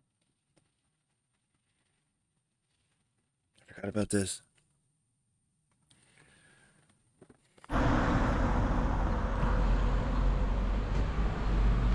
Easy people, hope everyone's doing okay. Welcome to the town of Visoko. And today I'm going to take you right up there. You can just see the peak there, the trees. That is the Bosnian pyramid. The Bosnian pyramid, yep, you heard me right. This place is fascinating. It's been a subject that I've had a great interest in. I'm really looking forward to getting up there. Exploring. Dude, I and want to what see is underneath. really Come on, special Stu. about this place is the official narrative denies that it's a pyramid. It doesn't want this to be a pyramid here for obvious reasons. This is Bosnia, and if this is a pyramid, then it's bigger than the one in Egypt, and that changes the whole historical narrative of what we have been taught, what we have been told to believe. And I'm just here with Kareem's father. Aga Khan, Jamia, Aga Khan. Fondacja Aga Khan. Aga Khan. Yeah. Kind of a cool term. What does that mean? Yeah. Yeah? So this is Kareem's father. This is the place that I'm just staying at that you saw in the previous video. And he's kindly going to drive me up to the pyramid. Wait, what is your name? Sorry, your name? Yeah. Your name? Ja, Music. Ah, Music. His name's Music. We'll go with that. It's a good name, right? Jamia, da snimiš klip. Clip here to the right. Yeah. You say turn to the right. Yeah. Is this something interesting? Yeah. Aj kad dođem. Oh, okay. Pa ja, pa ćemo poslije. You go and look. Me go and look. Yeah. Okay, you wait here. Ma ja kad ja. After. Okay. We're getting there. We're getting there. You can always communicate. You just got to improvise a little bit of imagination. Aga Khan. Prva nagrada za arhitekturu. Aga Khan. They're not communicating at all. He doesn't understand a thing he's saying. Architecture. Historica. Autobahn Historica Aga Khan Fondacija Switzerland. Excelente, Excelente. Super. I think we're speaking Italian now. I'm not sure. Is that Bosnian, huh? Bosnian, huh? So this is a scholar. This is like a school, huh? There we go. Getting the tour of the town right now. A Bosnian couple lived here, actually. Valley We were of in the Pyramids. LA. Look at this. 7 different pyramids right here. So anyway, let's go and find out what is going on in the labyrinth of tunnels underneath the Pyramid of the Sun. As you can imagine, much of this site hasn't been fully excavated because the authorities don't wish to reveal what is here. Yeah, dude. And it's down to the tireless work of, you'll have to forgive me, I forget his name, a Bosnian archaeologist who really brought this to the people's attention of the world. And he's paid the price for doing that because before he was a respected archaeologist teaching at the universities in America. Which way am I going? I think we'll go down this way. Really? And when he come out and said that this is a huge pyramid complex here, bigger than the ones in Egypt, they took his license away. And this is very normal. If you go outside the box, the curriculum of what is accepted, what is the official narrative, you will pay the price, and that man certainly has. Hello. Hi. I have 1 ticket, please. Have you been inside before? I haven't, no, this is my first time. Okay, you will go with the guide. I have to go with a guide? How much is a guide? 20 marks. 20 He's marks. not for selling, but the ticket is. Oh, okay. Oh, so he's just part of the package. Yeah. Oh, okay. How's it you, huh? Hello. Am I okay doing videos, huh? Am I okay doing videos, yeah? Good man. Okay. You're English. I am English, yes. I can hear. So you need a helmet. So we are going underneath. This really is a labyrinth, huh? Yep. Wow. Where are you from? From England. Oh, then you can have translation in Italian. Yes, you can. Let's go. It's okay, yeah? Ah, there we go. We'll be We got- Super. The tour, which is about 700-800 meters. We are Wow. not entering the pyramid of the sun, but we are always moving in the direction of the pyramid, that is southeast. But from here till the pyramid, we have 3 kilometers airline, and we cleared about 2.5. So that's the reason why we can't enter the pyramid now, because we haven't cleared everything. Yes. This is the only exit, the only entrance. We don't have any others.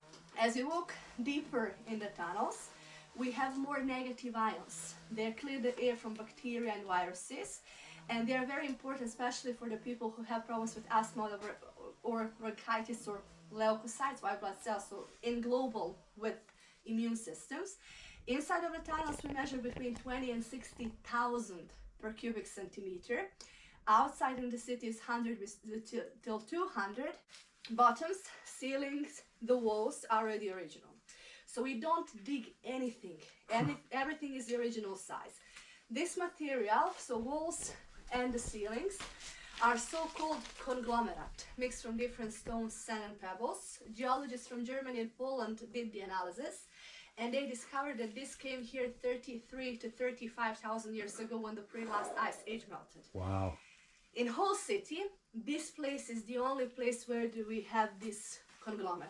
This material is mixed with the melted clay and the water. Then they produce big concrete blocks. And out of 4 layers of the concrete blocks, the pyramid of the sun is built. And between 2 layers, if we are counting from bottom to the top, 3rd and 4th, we found fossilized leaf that we sent in in Ukraine.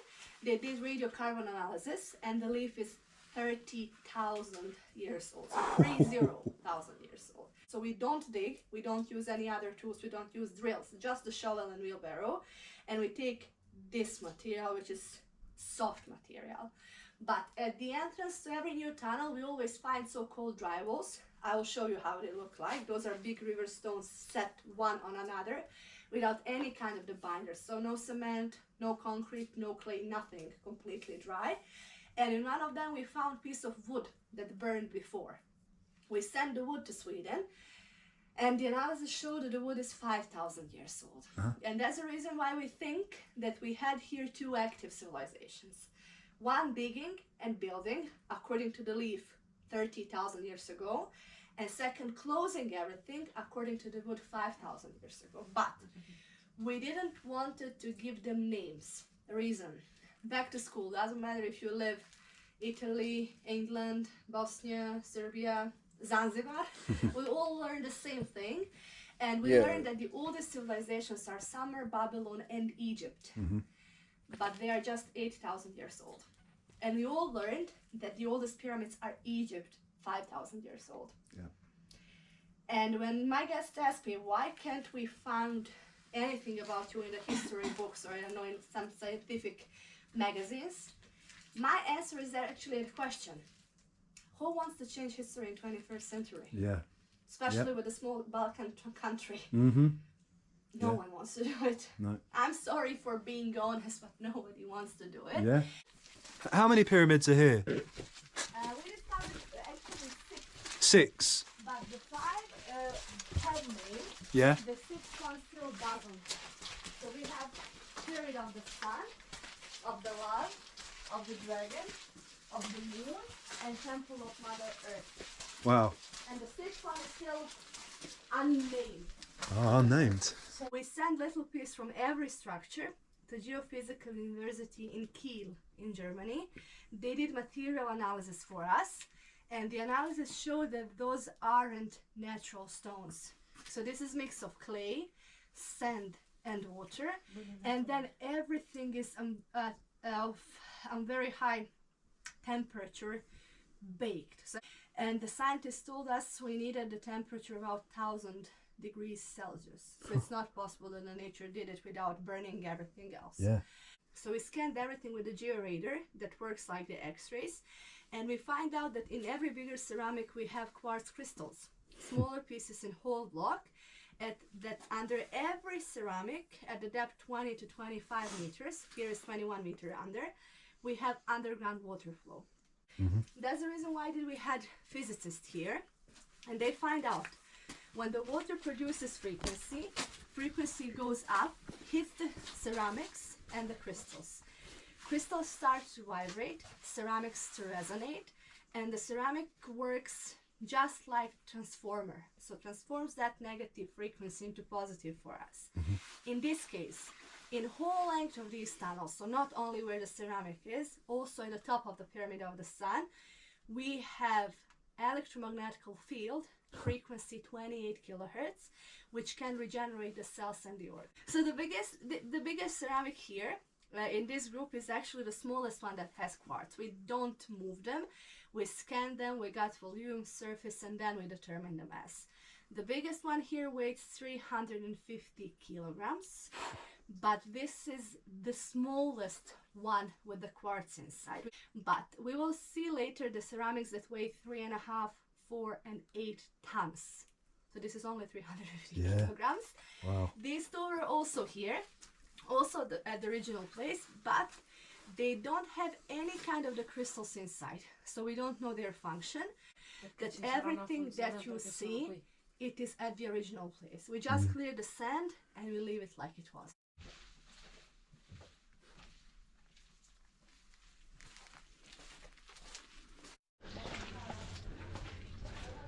On some Indiana Jones shit. Wow. And that's the reason why that we have scientists here who know how to translate this. They try, and they told us that we have just a little problem. The runic letters are only 2,000 years old. According to the wood, tunnels are 5,000 years closed. This what you see here are the Hungarian runes.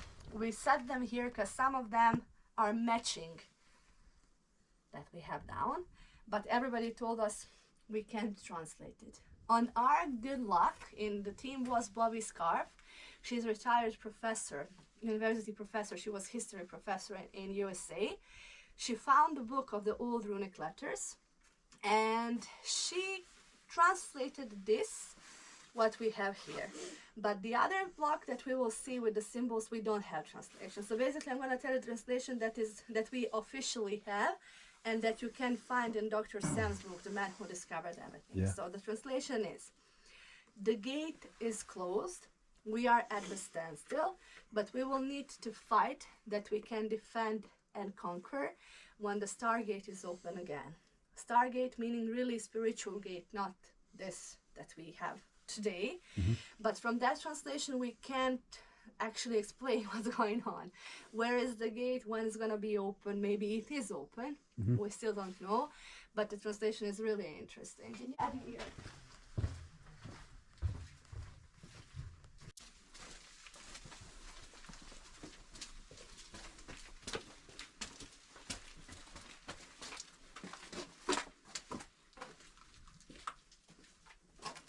Transforms that negative energy into something that's positive for us. That's why I told you that these are ancient machines. They neutralize and transform something negative into something that's positive for us. On your right, you will have our so-called K3 that weighs 3.5 tons. On the left, we will have K1. That one weighs 4 tons. And on that one, you will see created symbols. So these Magnetic are the symbols. You can stones, see huh? them here. And here closer to the bench, you can see. Yeah. And this is how they look like when we scanned everything. Unfortunately, just 3 of them are matching runic letters, and we have 25 altogether. So That scared 24 me. are totally unknown. Yeah. So we don't know the translation. Wow. What's up, dude? This is our so-called K2, and this one weighs 8 tons, but again, only 8 tons. You're just like only 350, or it's too much. No. We have the ceramic that we called K5, which is still not completely cleared from the sand. So that's the reason why it's still in the scientific area. But cleared part of the K5 weighs about 20 tons. So welcome to the tunnels where the 8 tons is just 8 tons. That in every ceramic, we have pieces of quartz crystals. Here we have one bigger oval-shaped quartz. Here the block is not directly on the ground. You can put feet down under. So we were under, we took a photo, we took a sample. And right behind you, the photo eternity, you can see the pedestal or the table that the block is lying on. That is natural stone, but still the stone block is glued with calcium carbonate. And in that time, calcium carbonate was the best glue they had. So that means, whoever they were, it was important to them that nobody can move it, that nobody can take anything from this place, so that it needs to be here kind of forever. We scanned everything again, and we find out that here, at the depth of 22 meters, we have the biggest, and I can say the strongest, underground water that's flowing.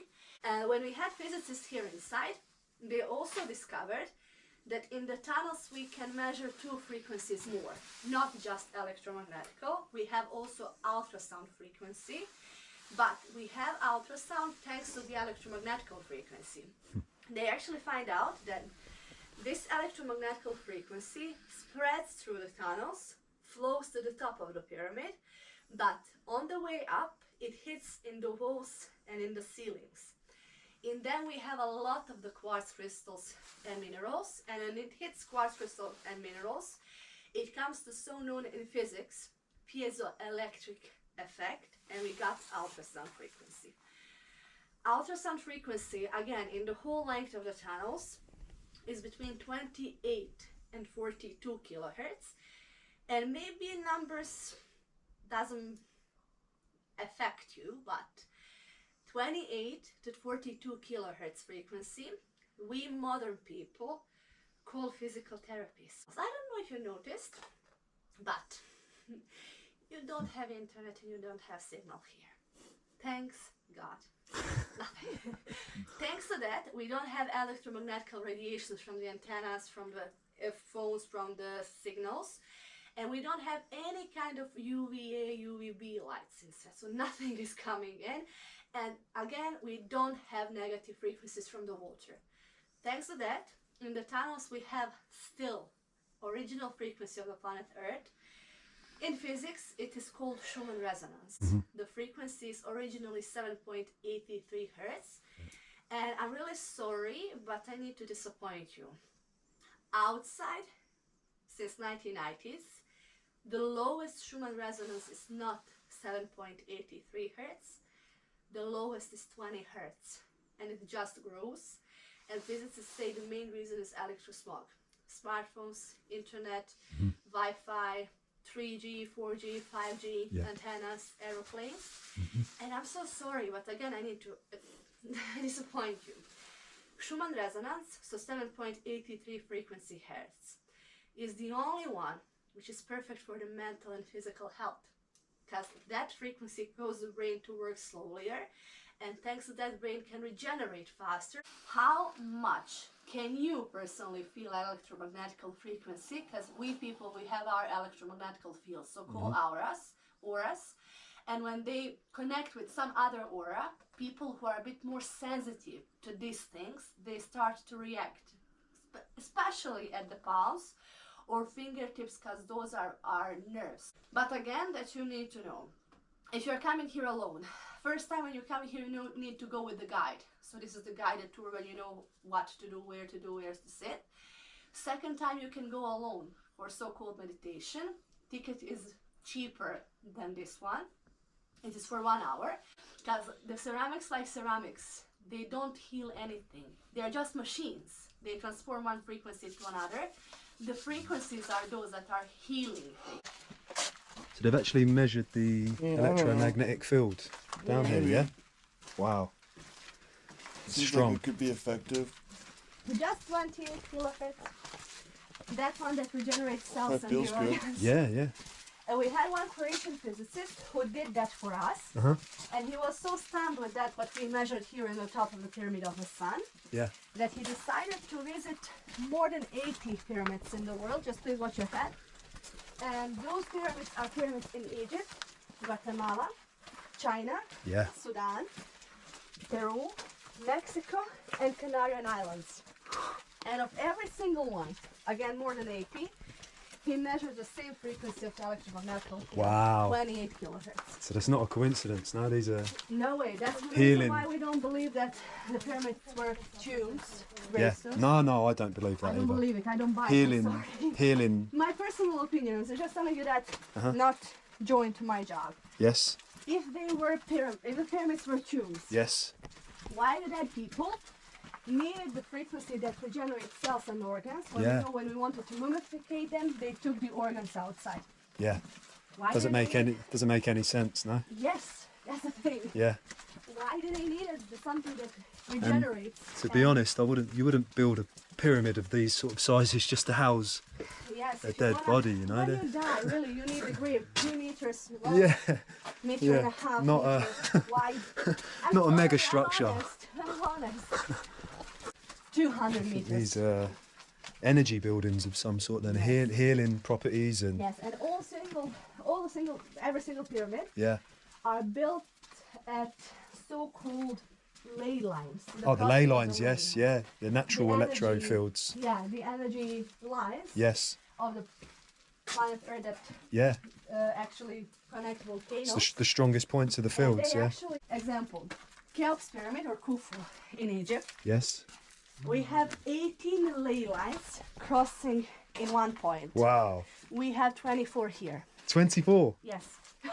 God. We have even more. So here on your left, if you do kind of half squat, you can see the lake here. When you see it, we will just continue. Oh yeah, okay. Behind me. Yeah, wow. There we will sit and I'll explain everything about the water. Znači ovdje samo ako se malo sagnete možete vidjeti jezerac. Wow. Do you think you'll ever get the funding to fully excavate this place, or they don't want to? Basically, our goal is now to enter the pyramid. Yeah. To see if we have something inside. What is that? Was maybe the reason why they decided to close everything. To cover it, to bury it and almost. And then we have the goal when we do that. Yeah. To come back and to clear all the other tunnels. Yeah. To see where they live, in which direction, what's going on. I like lake. Yeah. We discovered it at the beginning of 2011. It is like half of these chambers, so 15 square meters big, and the water depth is half meter. But in the same year, at the end, we discovered 2 tunnels more. They're going southeast and east, and they are 220 and 150 meters long. Both of these tunnels are fully filled with the water, but the proof that they are not natural. You can see it here in the photos. At the bottom, in the middle of the bottom, in both of these tunnels, we have a channel which is 40 centimeters wide. The sides you can see up at this photo on your right. The sides are 90 degrees sides, and the slope is 1.5 degrees. There is no way that the nature did it. Absolutely not. If it's possible, why don't we have a creek that flows 20 meters this is under these circumstances? No way. So absolutely it's not not. natural. Yeah. Water level is actually half meter at the beginning, but meter 70 at the end. And this is the water level that never changes. So it doesn't matter how much water do we take. What is this do we do? a spring the then? same. Is this like a spring of some sort of connected to? We don't know from where is water coming, where it's going, but we think it can be connected with some kind of the bigger water accumulation. Yeah. We did a scanning and we discovered that under the pyramid of the sun we have a huge lake. Yes. It can be that they work like in physics, those, I call them conjoined pots. Right. When you empty one, from the another one is filling that you have it here. Because we couldn't discover from where is water coming, where it's flowing.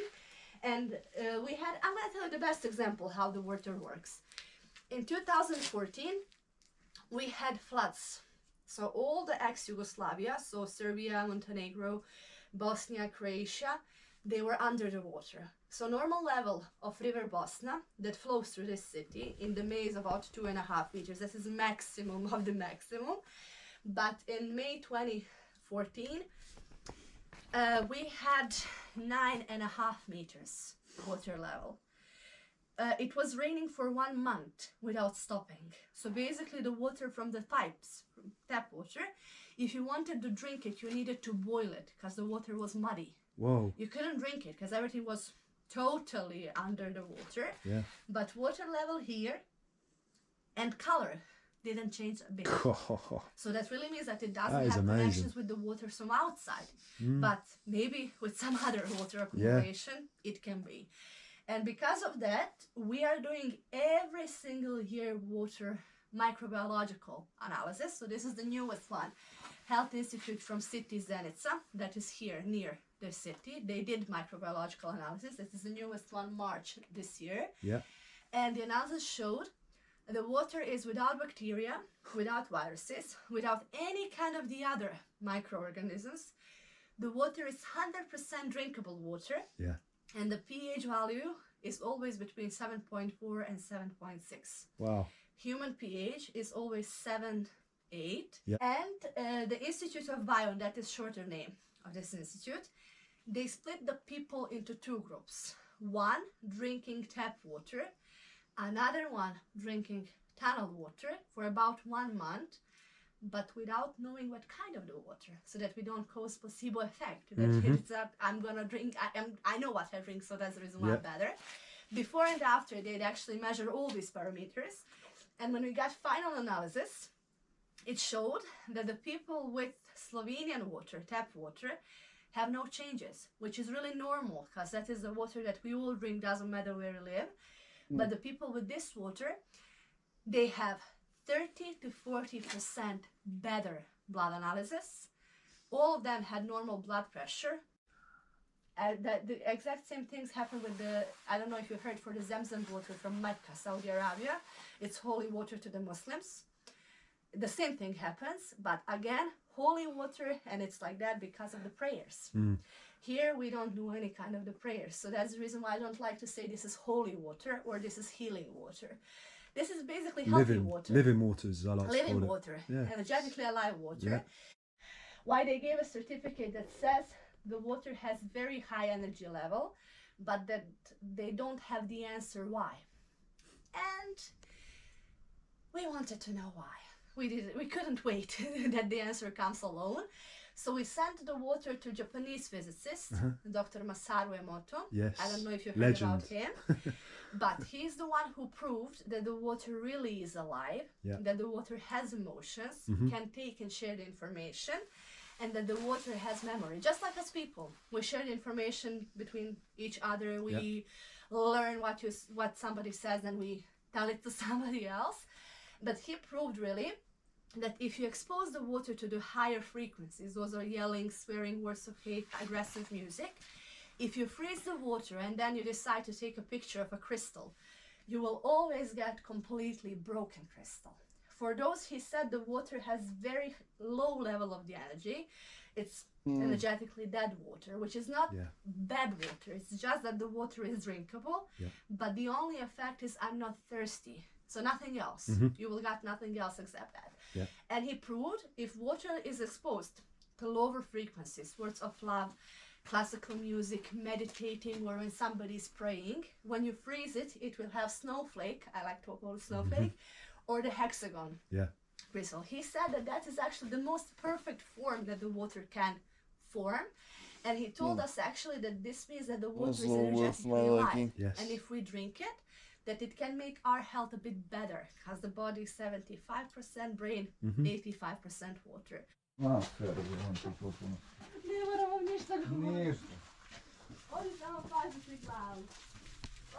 head here, please. When you come inside, you just enjoy it. Bosnian Valley of the Pyramids. Is That this? is Bosnian, a pyramid of the sun, Yes. of the love, of the dragon, of the moon, and temple of Mother Earth. Wow. 190 meters high. Yeah. From the latest excavations, not from here where the sites originally start. From here, from the top, we have 270 meters. Cheops pyramid. Oh, in Egypt. Yes. 147 meters, and this one is 190. 190. Wow. Over 270. Oh, And what is man, interesting?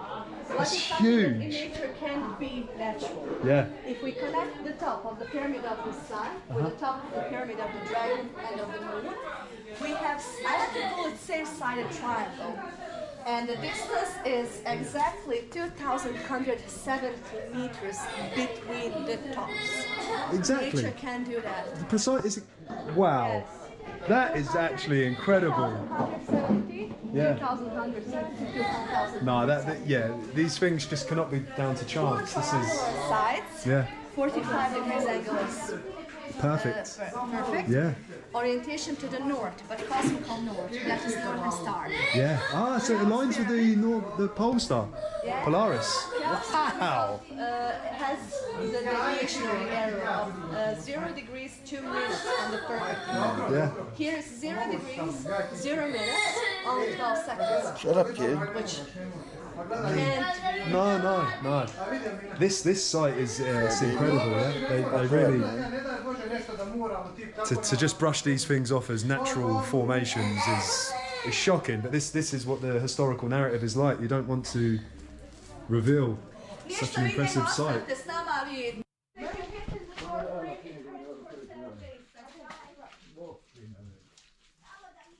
Yeah, I opted for the same. Wow, what an incredible tour that was. So much information in there. Just incredible. It's not a natural formation. That is really shocking. Well, it's not shocking. This is what is the world's really like. It's so old, mate.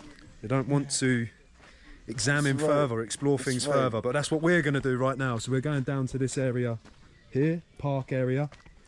Not entirely too sure what is here. And then I think I'm going to go back up and do my own meditation in there, you know, a 1 hour ticket, because it'd be nice just to chill and relax in there. So let's go.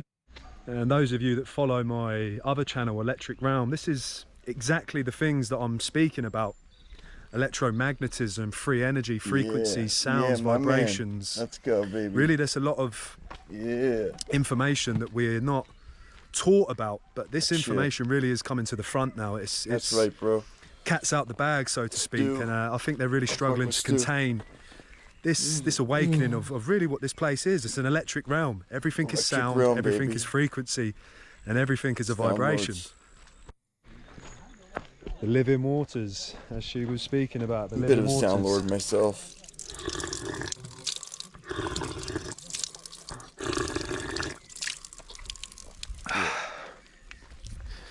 Doesn't get any cleaner than spring water, that is for sure.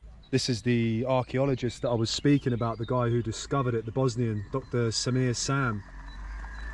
Really inspirational guy, alongside many of these others who are calling this what it is, which is it's a pyramid. These are pyramid complexes. There's no two ways about it.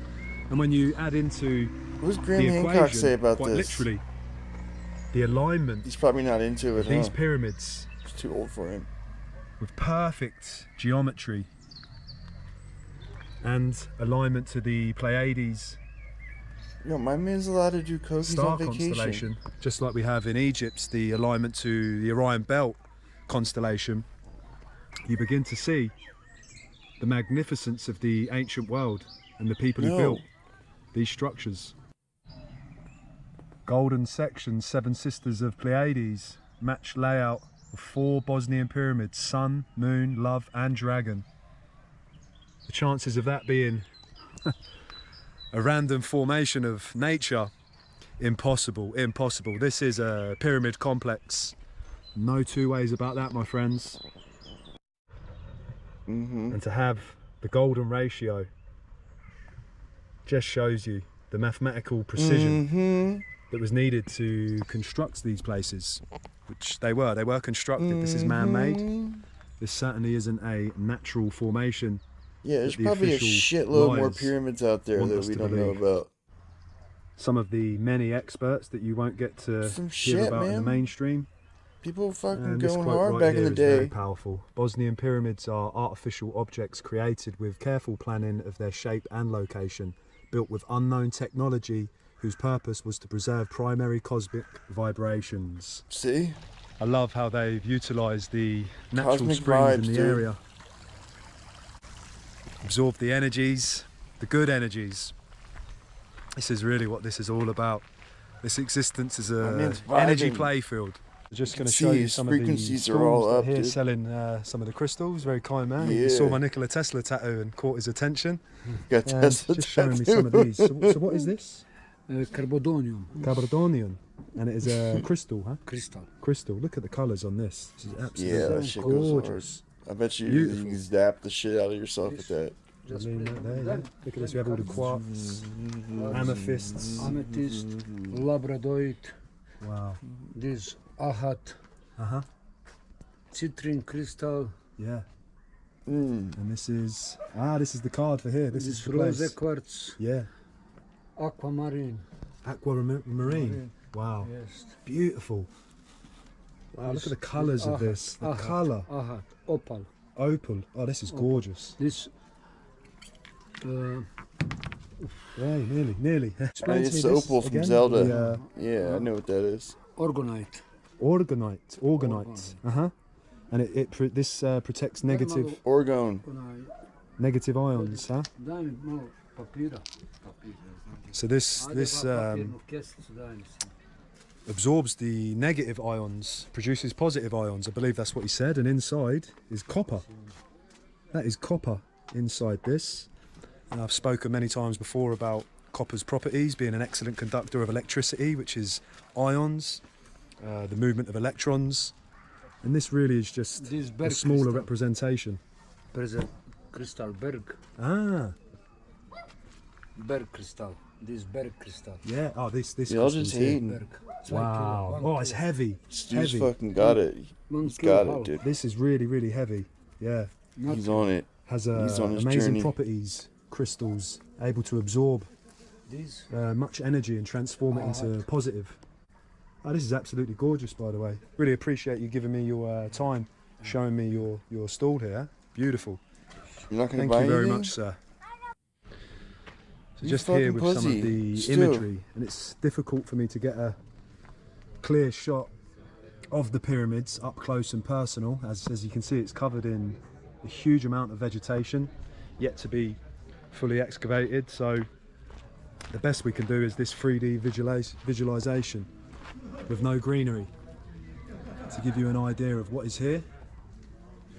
And as you can see, that is a pyramid all day long on any day of the week that you ask the question.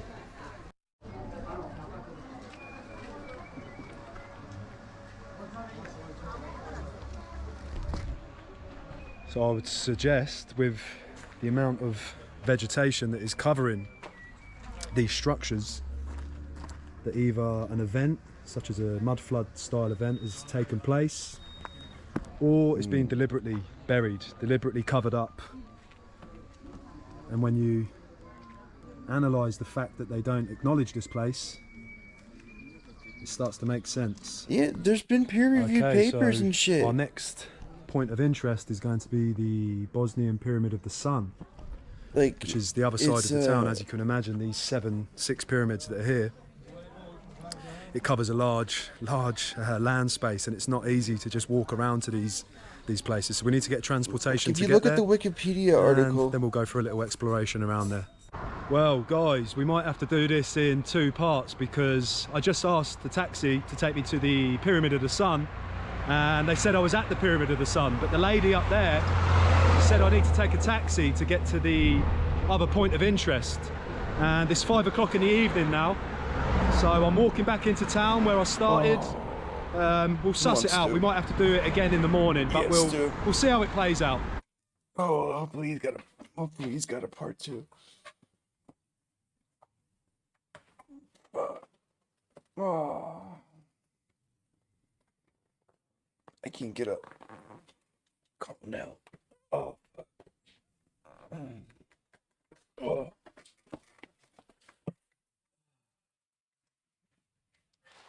Yeah, dude. What do you mean? You're not convinced? You see all those fucking tunnels? All those ions, bro. Those are definitely. Look at them. Haters.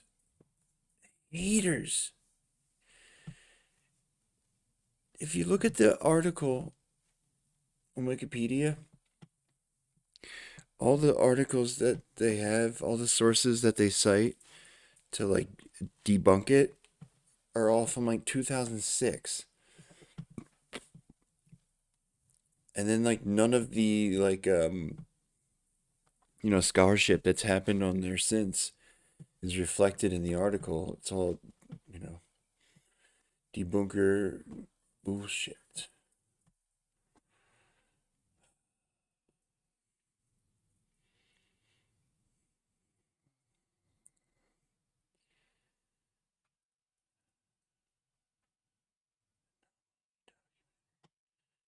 Bosnian pyramid hoax. Uh-huh.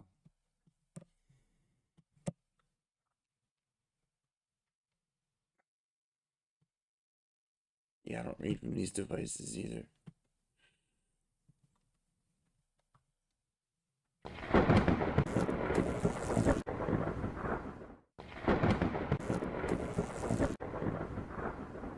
So, today is update time. Dr. Sam Osmanagic. Highly compelling. Please tell us about the connection of the Bosnian pyramids to the cosmic internet. We already see this one? It's been since 2005 that we started the Bosnian Pyramid Project. It started as archaeological digging. Maybe not.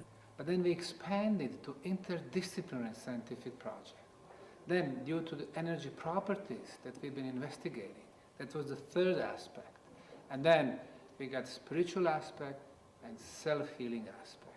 Dude, the shit that was most compelling to me, aside from the tunnels, which are pretty compelling, was that the area with all the where they excavated the blocks, and you could see the blocks.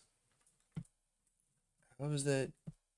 We realized that pyramids are actually huge energy amplifiers. Yeah, that's right. Using existing natural energy sources. This past week, Dr. Samir Osmanagic has returned from a 22-day expedition into the Cambodian jungle as a member of a controversial team exploring the underbelly of the Kokir Pyramid that has been discovered within the jungles. It was not initially made publicly clear what his work involved, or indeed if it was connected to his extensive and extremely controversial studies of the pyramids within Bosnia. However, upon his return to the Bosnian site, he has revealed what he has been quietly confirming. Structural similarities have been discovered beneath the Great Pyramids, characteristics which he believes will lead to a shift in our understanding of the function of all pyramids here on Earth. A few months ago, we shared with you a video regarding the countless testimonies of people from all over the world who have experienced strange energy surges and beams of light when in the presence of these grand, ancient buildings. He is now convinced that the Bosnian, along with the Kokir Pyramid, also supports the ancient alien theory. He added, life originated.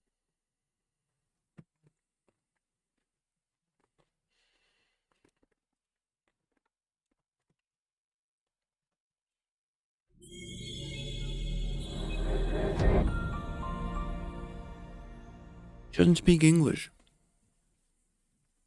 Probably just practices her script. Today we will be talking about... Also, she's probably sick of all the fucking debunkers. You know, she's probably like...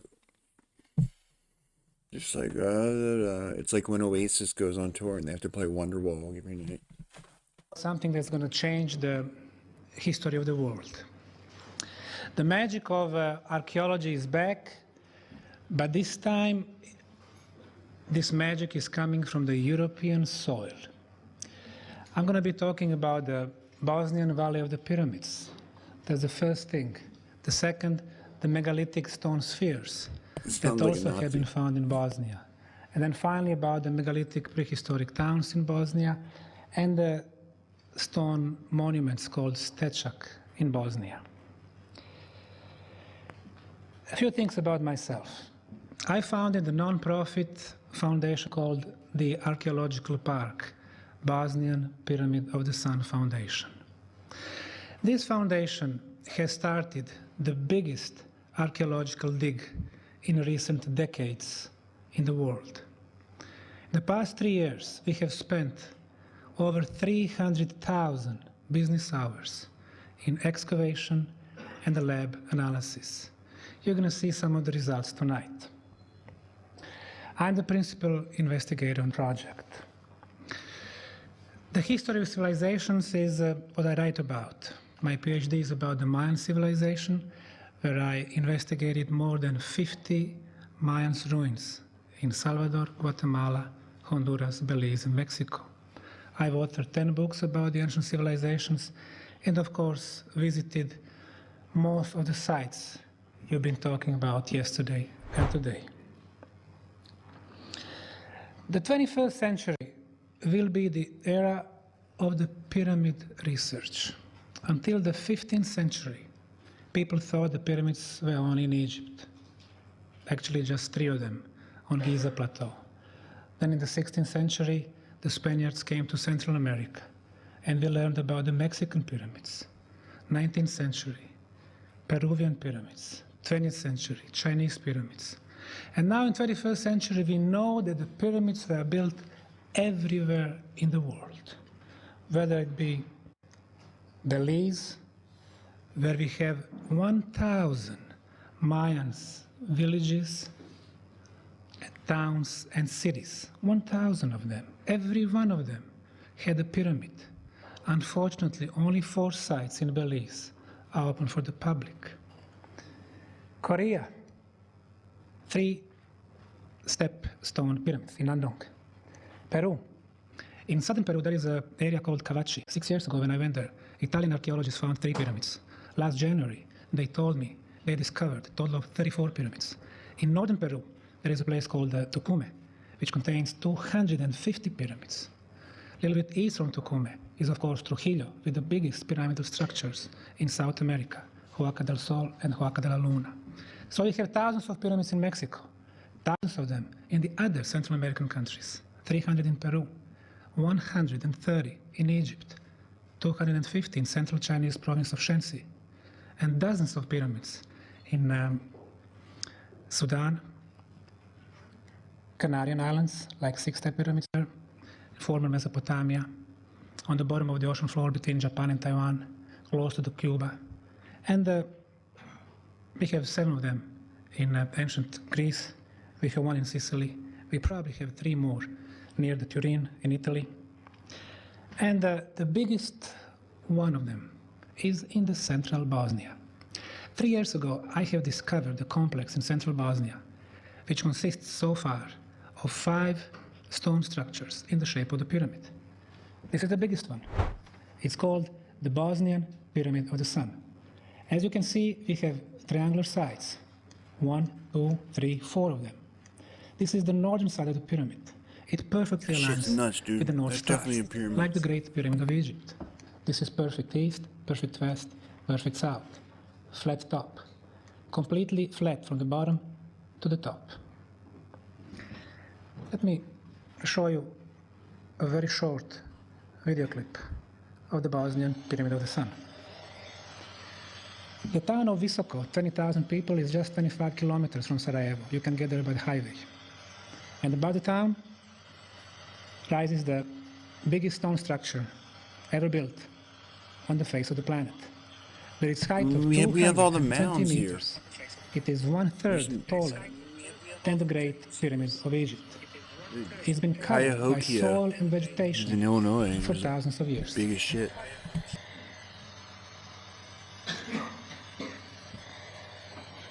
Most of our research was done in this area, and we're going to show you some photos.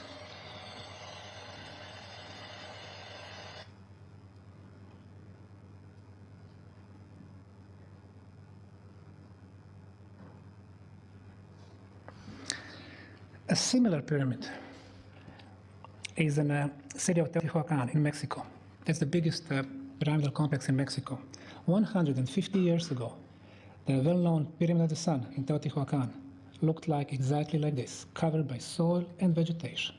After decades of archaeological dig, this is what we got today, in the bottom right corner, one of the most magnificent structures ever built on the planet.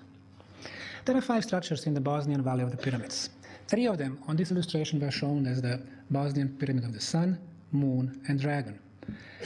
Once we connect the tops of the Sun Pyramid with the Moon, go to Dragon, and go back to Sun, we are getting a perfect triangle with the inner angles of 60 degrees and the distance between the tops of 2.1 kilometers. Here we have the shadow of the Sun Pyramid. As you can see, it touches the Moon Pyramid, and the top of the shadow touches the top of the Moon Pyramid. It happens only once a year, on June 22nd, the first day of summer. I mean, we have all the mound building the people. Of the pyramid builders. They were like, you know, the same function as pyramids. They were like, you know, Some portion of them probably do have more like stone structures and stuff underneath if they excavated them, but like the thing with here, man, no one's in a rush to like prove that there was like more advanced ancient peoples, right? Like they're really obsessed with this like linear idea of history, and this is just like a hassle. Like imagine if they have to like work this into their histories now. You know, like 30,000 years ago, there was some impressive people in Bosnia. No, Cahokia. I think it's with a C. It was a giant city back in the day with all these fucking mounds. Thousands and thousands of years old.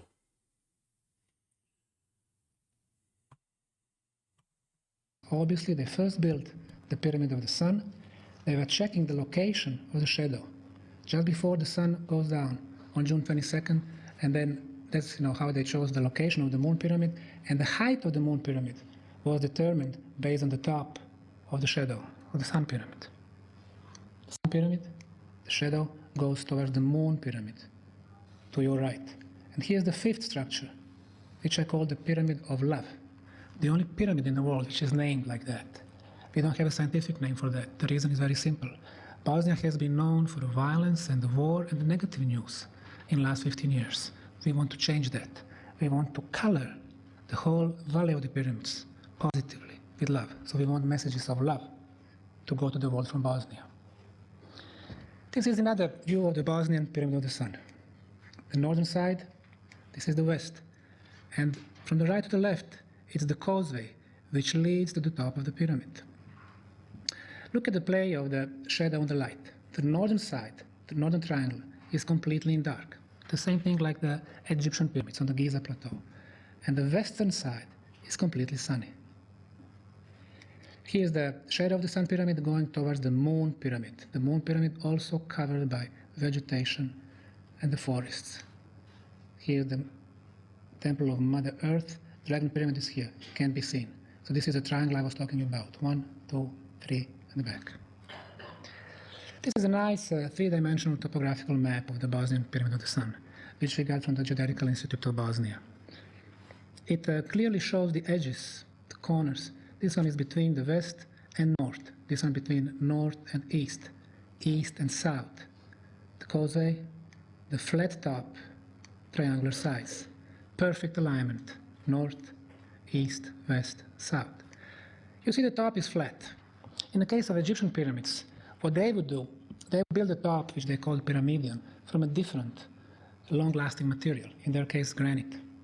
In the case of the Central American pyramids, on the top, the builders would build the temple. That's the reason why they had it flat. Love says, isn't it Here kinda also, gay you see to be the gay flat too surface. old? What do they have? We don't know. But obviously, they apply the same knowledge like the other pyramid builders.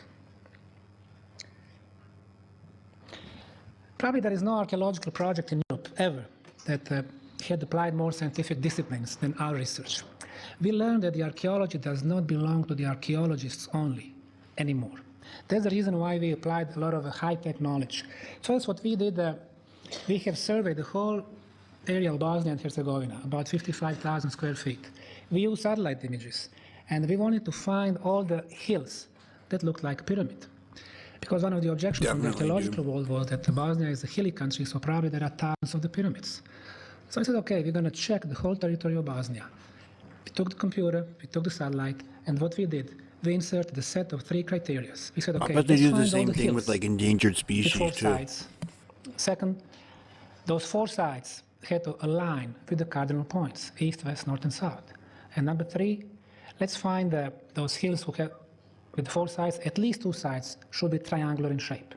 And guess Dude, if what? they Instead found of Bigfoot, thousands of hills in the shape of the pyramids, we found only 9, shut 5 of down. them being located in Visoko They Valley. had to like shut And down that's the reason why logging we and call it like the you know, the Bosnian Valley entire of the west Pyramids. coast. Pyramids of Sun, or like Moon, whatever. Dragon. Can you hear me? Should I start from the beginning? So Sun, Moon, Dragon, Earth, and Love. Then we did another analysis, the thermal analysis. We have checked the temperatures during the daytime and during the nighttime. We wanted to see the heat loss. If it is a natural hill, then the heat loss is very slow. If it is an artificial structure, the heat loss is much quicker due to existence of the passageways, of tunnels, chambers, galleries.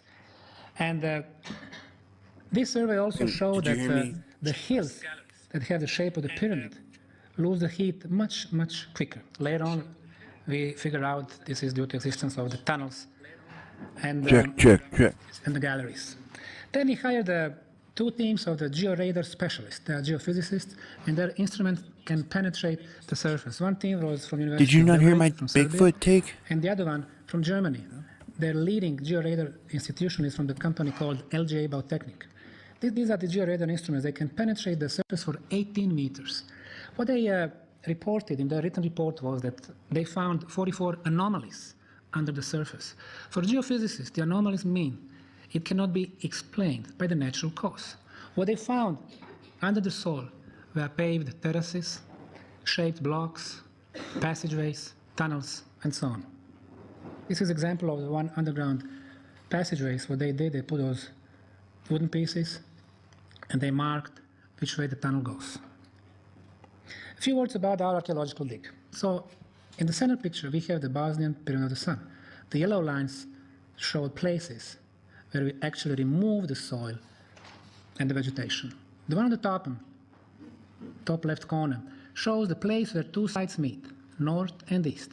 What would you expect from that place is that they meet at 90 degrees, the corner. And that's exactly what we found.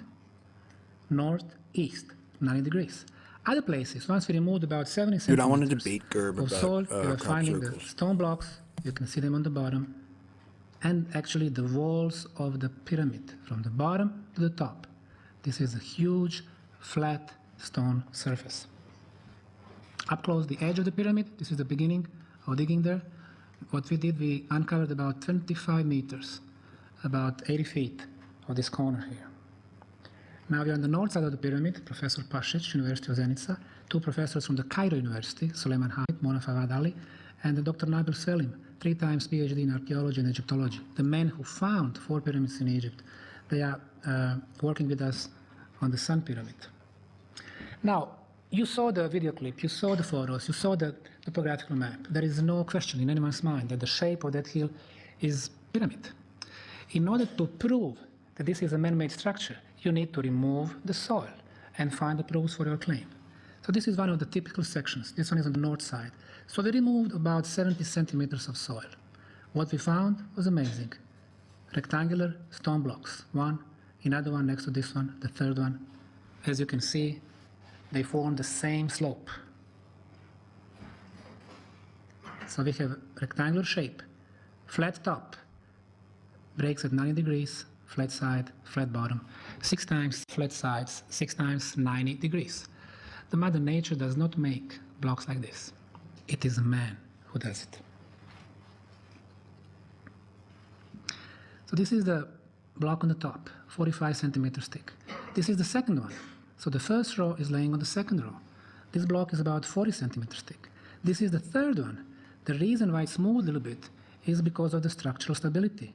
The third row is laying on the fourth row of the stone blocks. This guy here is 4.5 meters long, 1.5 wide. The weight is about 8 tons. 8 tons, 7 tons, 8 tons, and so on. So we have 4 rows, one on top of each other. That's what man does, not nature. After 4 rows, we have 45 centimeters of clay. Clay being a connecting adhesive material. After clay, we have the 5th and then the 6th row of the stone blocks.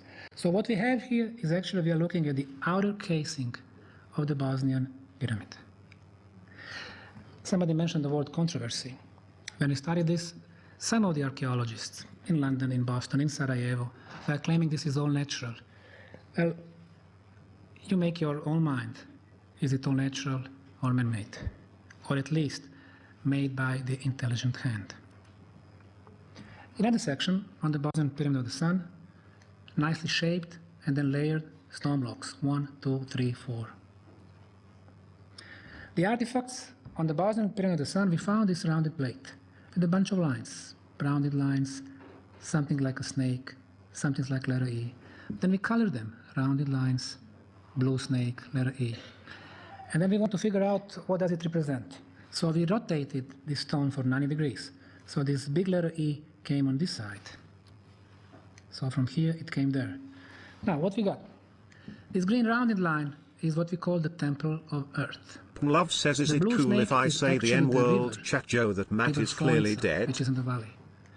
The brown line is the location and outline of the Pyramid of the Love. The pink, the Bosnian Pyramid of the Sun. The red line represents one of the underground tunnels that we discovered 2 years ago. The blue line represents also underground tunnel that we discovered last year. And as you can see, this blue line is taking us inside the pyramid. Right now, we cleaned about 250 meters from the entrance. And the entrance is 2.5 kilometers from the Sun Pyramid. So this was actually the map of the Bosnian Valley of the Pyramids. Now, another interesting hill in Bosnia, which 3 years ago I called the Bosnian Pyramid of the Moon. That's all I saw at that time. And then I wrote a book called The Bosnian Pyramid of the Sun, Discovery of the First European Pyramids. And I claimed there that I discovered 5 pyramidal structures in central Bosnia, which will be followed by the network of underground tunnels. Of course, most people, call me different names. Well, guess what? 3 years later, it seems that I was right just about everything I wrote in that book. So, the Bosnian Pyramid of the Moon. One triangular side, and this is perfect west. The other one, perfect south, perfect north, flat top, and we have eastern causeway. The height, 190 meters. The Pyramid of the Sun in Teotihuacan is 74 meters high, 74. It looks huge. The Khufu's Pyramid, the Great Pyramid of Egypt, is 148. For the longest time, it was considered the tallest and the biggest structure ever built. This guy here is... Sorry, I was banging your mom, dude. The Sun, 220. Let's take a look at a similar hill. 150 years ago, in Teotihuacan, what is today known as the Pyramid of the Moon. The same look. And this is the Pyramid of the Moon in Mexico today. Magnificent structure. Before, now. Let's go back to the Bosnian Pyramid of the Moon. She quetzaled on my quad till I Lake We have opened about Titicaca. 45 sections on the Pyramid of the Moon, from the very bottom all the way to the top, on western side, south, and eastern. North we have not touched because during the last war in Bosnia 15 years ago, there was a line between two sides here. So there is a sense of adventure here. I think I clipped that one. So let's see what we discovered.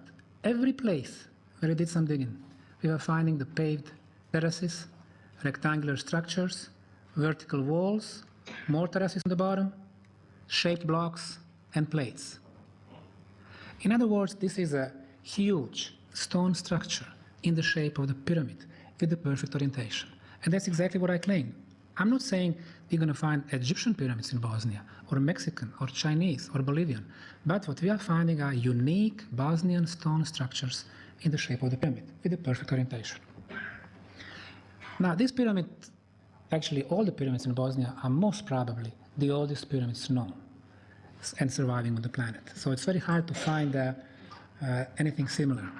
The Pyramid of the Moon is some type of the step pyramid. Actually, it consists of layers of terraces. We have sandstone terrace here, we have clay layers. Sandstone, clay, sandstone, all the way to the top. Now with the Egyptians, I'm explaining them why this terrace is of artificial origin. It's rather obvious, but like last night somebody said, nothing is obvious, so we have to do some scientific homework first. This is a sandstone, which is very often found in Bosnia and is used as a construction material. But sandstone is usually, when it is found in nature, on the top it's rather soft and corrosive. As you go deeper, it's getting stronger and less corrosive. And here on the top, it is strong and it is not corrosive. Like somebody brought it here, turned it upside down in order to get this better quality on the top, and then lay them out. Another terrace, this time on the southern side of the pyramid, sandstone again, we have this very interesting texture, like a wave pattern, which we find on all sides of the pyramids. Here we have 8-degree slope. We have 8-degree slope on the western side, we have 8-degree slope on south side. These are some of the places, different places on the Pyramid of the Moon that we found nicely shaped sandstone. All 6 sides are shaped. You see they meet at 90 degrees, vertical walls. And now again, when I started 3 years back, Anthony Harding, who was leading the European Archaeological Association, said it is all natural. Dr. Zaki Hawass, who was leading the Egyptian Supreme Council for Antiquities, said this is all natural. Now, should we believe the people who have the positions and titles and who, for some reason, don't want this to happen, or should we believe our own eyes? I understand very early that what we need to do is we need to open our excavation to everyone, because that way we're going to get fans. People come and they see what we do, and they get convinced, and then they talk to each other. They talk to media. First couple of years, 2006 and 2007, we've had over 400 visitors from about 80 countries in the world. When I started this lecture, I said that a new magic of archaeology is coming to the scientific world. And this time it's coming from the European soil. 200 years ago, Napoleon went to Egypt, and what he really brought back were the books and books about Egyptian pyramids. 100 years ago, the British finally discovered one pristine tomb in the Valley of the Kings. And now, 100 years later, we got these archaeological discoveries, but this time from the European soil, from little tiny Bosnia. Again, behind this handsome man, we have nicely shaped sandstone plates, and we can ask ourselves, natural or man-made? And some more. And some more. Nicely shaped, like a baklava in Bosnia. Again, we have the texture here, and texture there. This is the bottom of the western side. Look at the step. 5 meters away, another step. 5 meters away, another step. And the slope is about 8 degrees. So what they got with the slope and the steps, they have some type of the spiral, like a spiral ramp, which goes around the western side. And then it connects to the south side. We saw the terrace on the south side at the same angle. So we got like a spiral going around the pyramids. The first known structures to the mainstream science are the Babylonians' ziggurats. And ziggurats had the same thing, the spiral ramps going all the way to the top. And it served to transport the material and the people. Now we are close to the top of the Bosnian Pyramid of the Moon. We removed about 1 meter of soil. And what we found very nice paved terrace, sandstone plates. We opened the hole here to see how the profile looks like. What we found in the hole, beside myself, were the layers of sandstone plates and blocks. Or more closely, block, block, layer of clay. Clay again being used as the adhesive material. Block, block, clay, block, block, and so on and so forth. I've seen probably about 300 pyramids in the world, and this is maybe one of the biggest one. 4 kilometers from the pyramid sites, we found an interesting rounded hill, perfect geometry. Rounded hill with the body in the back. A mile from here, there is another very interesting hill, or the Tor, how they used to call it thousands of years back. I would say the Tor here and this hill here got the same shape. Rounded in the front with the body in the back. The Tor here is built from clay, limestone, and sandstone. This hill here is built from the clay and the sandstone. This is the area where we did the excavation. This is what we found. Left bottom, huge block. The top of the block has the same texture like the Moon Pyramid, and we concluded that we are talking about the same builders and probably the same time of the building. So we have a terrace, sandstone, clay layers, terrace, sandstone, clay, terrace, and so on. This block here is 4 meters and 40 centimeters long, 170 wide, 63 centimeters thick. The weight is 23,600 kilo, about 24 tons. Now, in order to lift 24 tons, if a man can lift in average 50 kilos, we would need about 500 people to lift this base here. Now, how can we put 500 people around this block? Hardly. But I asked last year one of the tourists, okay, how would you put 500 people around this block? He said, well, I would put 200 on this side, 200 there, and 50 on the ends. Next to this guy, there is another block, about 20 tons, 15 tons, 8 tons, and so on and so forth. These are the biggest stone blocks in Southern Europe, that they are built into an ancient structure. We discovered this 2 years ago, the pyramids 3 years ago. Last year, I'm going to show you what we discovered last year. Bosnia is becoming a superpower, at least on the archaeological map. One of the interesting artifacts that we found on the top of one of the terraces here is this sandstone foot with the 5 toes. It matches a male shoes number of 36. Well, this was rather short guy, probably 1.5 meters, and that might explain how you would put 500 people around that block. Under the Bosnian Valley of the Pyramids, there is a network of the underground tunnels. 3 years ago, when I wrote my book, I said, well, we're going to find the network of the tunnels. And it was based on my experience with the, let's say, Step Pyramid in Saqqara. Maybe you know that there is the whole maze, a labyrinth of the tunnel, just under one pyramid in Egypt.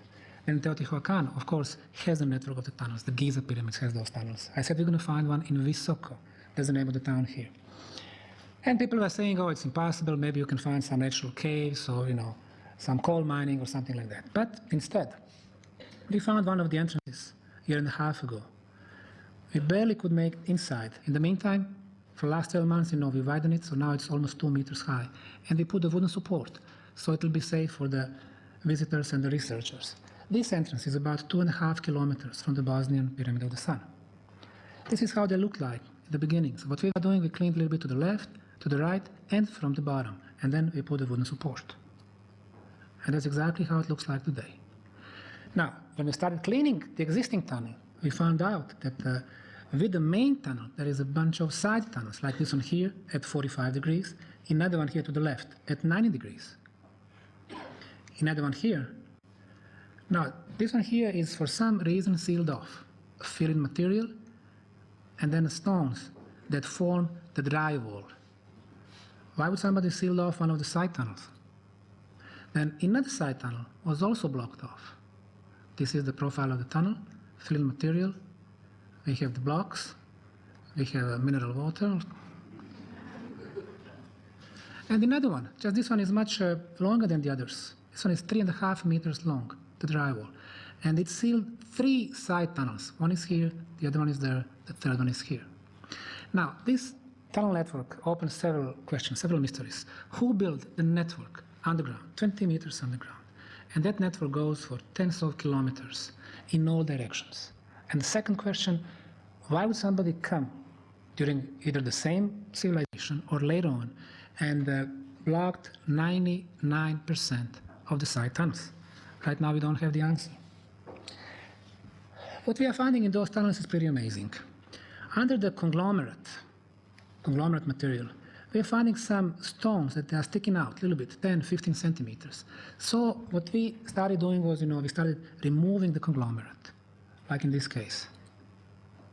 You see, about 10, 15 centimeters.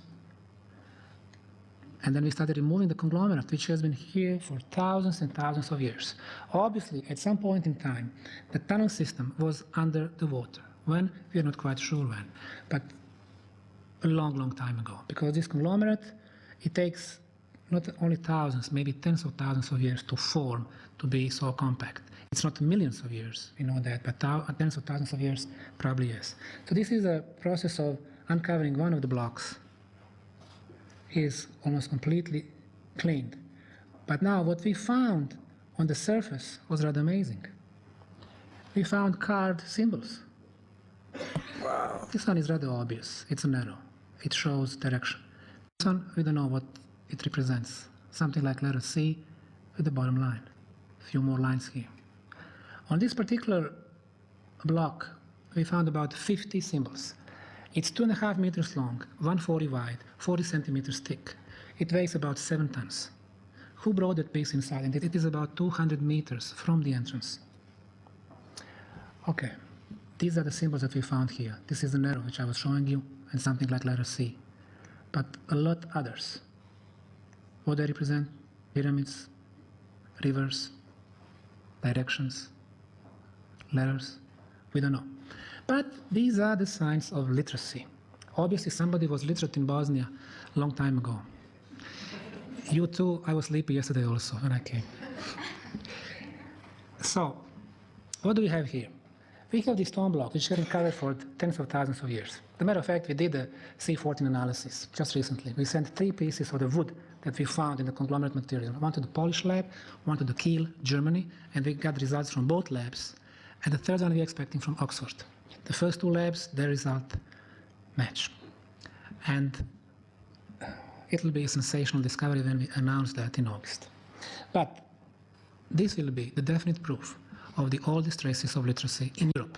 So European and the world history will have to be rewritten. As a matter of fact, on this project, what we are doing? First, we are proving that the first pyramids do exist in Europe, and of all countries in little tiny Bosnia. Secondly, these pyramids are the biggest, the largest on the planet.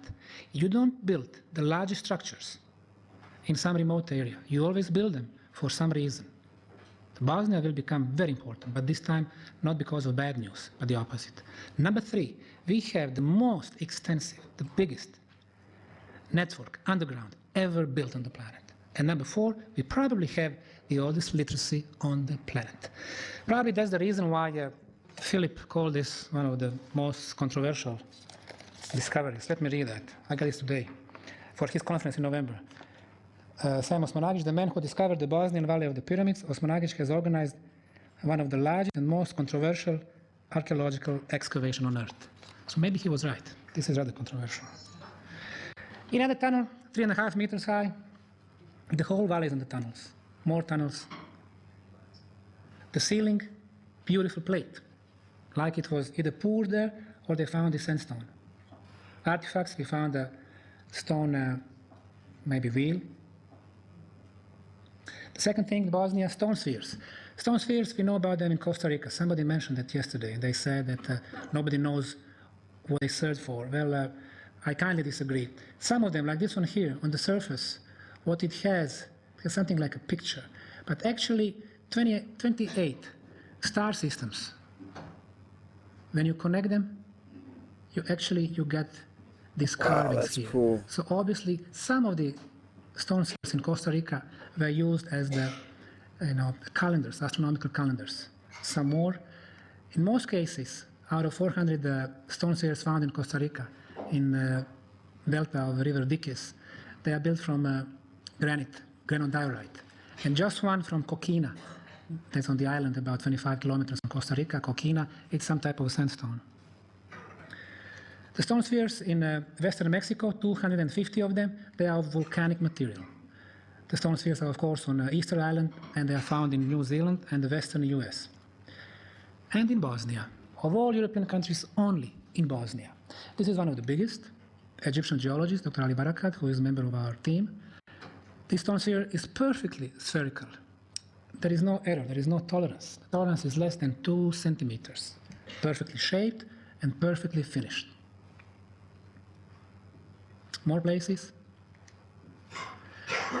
Our foundation have located 20 different locations where we found the Bosnian stone spheres. That was totally unknown to the archaeologists and geologists in Bosnia until we founded our foundation. And more of them. The stone spheres in Bosnia were built from volcanic material, from granite and sandstone. The same thing like in Costa Rica, Mexico, and Easter Island. This one is obviously from granite. We found 8 like this in northeastern Bosnia. Granite never come free in a shape of the sphere, meaning that they are man-made. Somebody shaped them.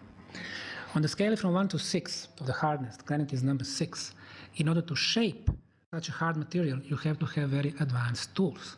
Just until 3,000–4,000 years ago, the only metals that were known to the people was copper. On the same scale from 1 to 6, copper is number 3. You cannot shape such hard material with inferior tools. So even though these stone balls are dead now, we don't know their builders. What we know about them is that they did have advanced tooling. If we had to shape this today, we would need diamond tools.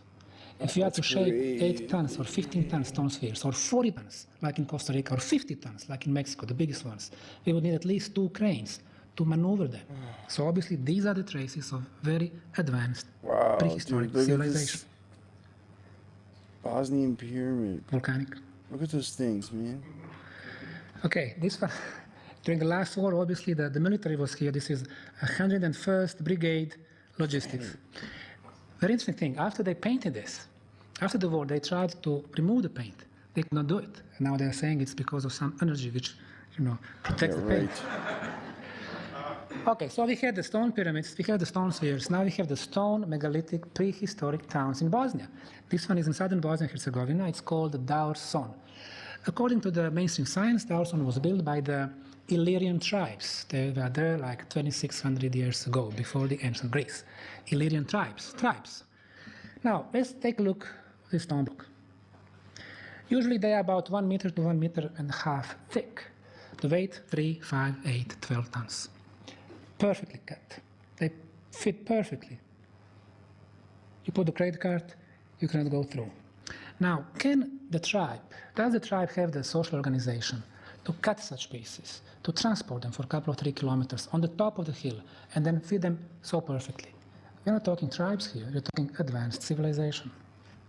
A few more photos. The walls.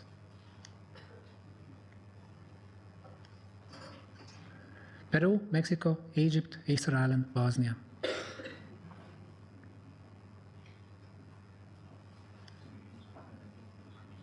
More angles. Number 4, that was rather quick. What our mainstream science in Bosnia called medieval tombstones. 66,000 pieces like this are registered in Bosnia, Herzegovina. 66,000.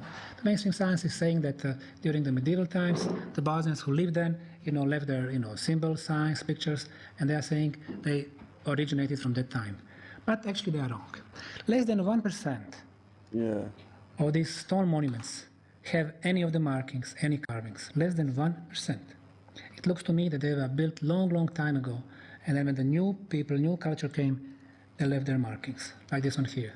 And the markings are always on the surface. So the way they carved it was on the surface, so they already found those pieces. Some of them are real nice. Medieval, most probably. But perfectly carved, made in one piece. More than 3 kilometers from this side. 5 tons, 10 tons.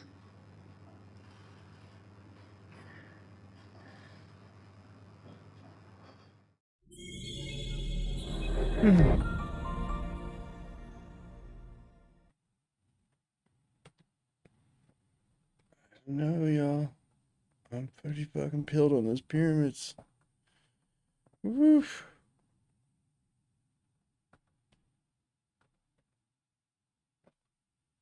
I mean, what else could it be?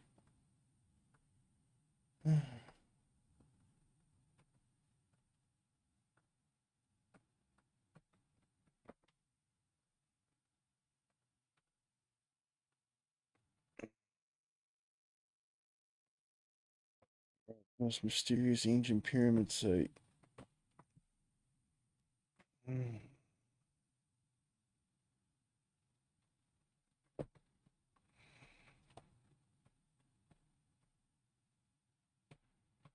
Who's Andrew Collins?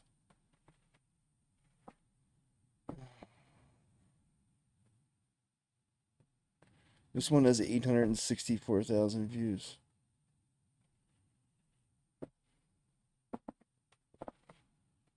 Once in a blue moon, something is discovered that completely rocks the world of archaeology and invites us to reconsider what we understand of history. One such thing was discovered in 2005.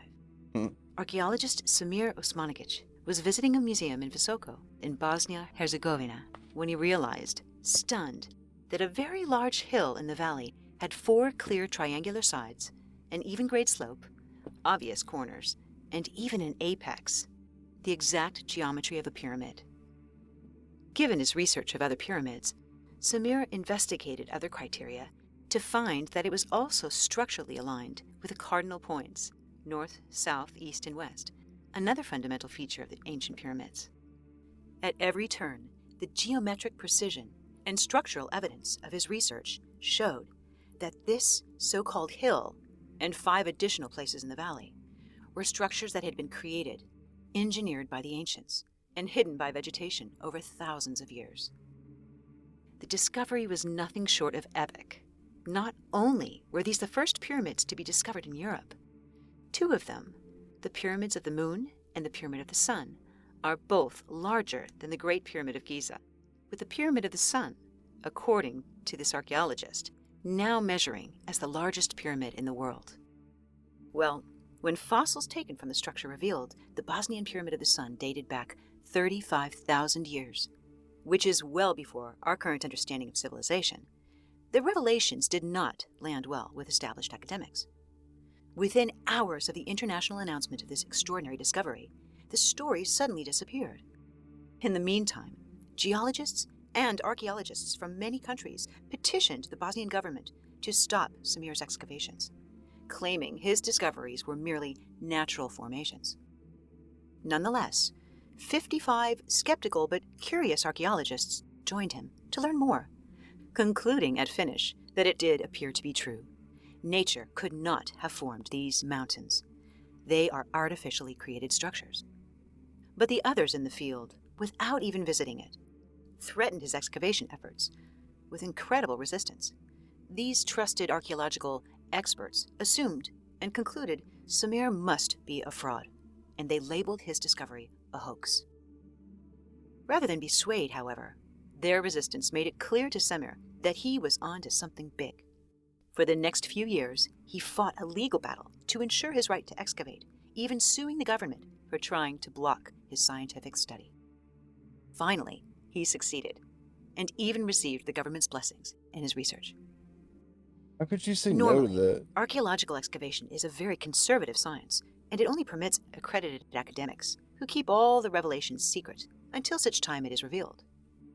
Though Samir is powerless to public defamation from established mainstream institutions, he found the perfect strategy to protect his research and decided that this project would belong to the people. So he engaged all those who wished to contribute and learn, making sure that all discoveries would be fully transparent. His non-profit organization, Bosnian Pyramid of the Sun Foundation, welcomed thousands of enthusiastic international volunteers in the excavation and discoveries of what appears to be the oldest pyramid in the world. Join the universe inside you and create a new reality as we share what research of the Bosnian pyramids has revealed thus far. Decide for yourself whether you think the features are all just miraculous coincidences of nature or ancient monuments talking shit that in could be Discord part and I yelled of a at him. global grid with an electromagnetic function we have yet to fully understand. You're probably thinking, it's far more likely that the 4 sides of that mountain are just a coincidence. After all, the only ancient pyramids we hear about are in Egypt and Mexico. Well, actually, a growing number of archaeologists researching the so-called mounds around the world believe differently. Cutting-edge scientific research shows that round and multi-sided pyramid structures made of adobe, limestone, and granite are far more common than thought, and that they exist, in fact, on every continent, brushed off as mountains, hills, empty tombs, or even piles of rocks, because they're so much older than we've realized.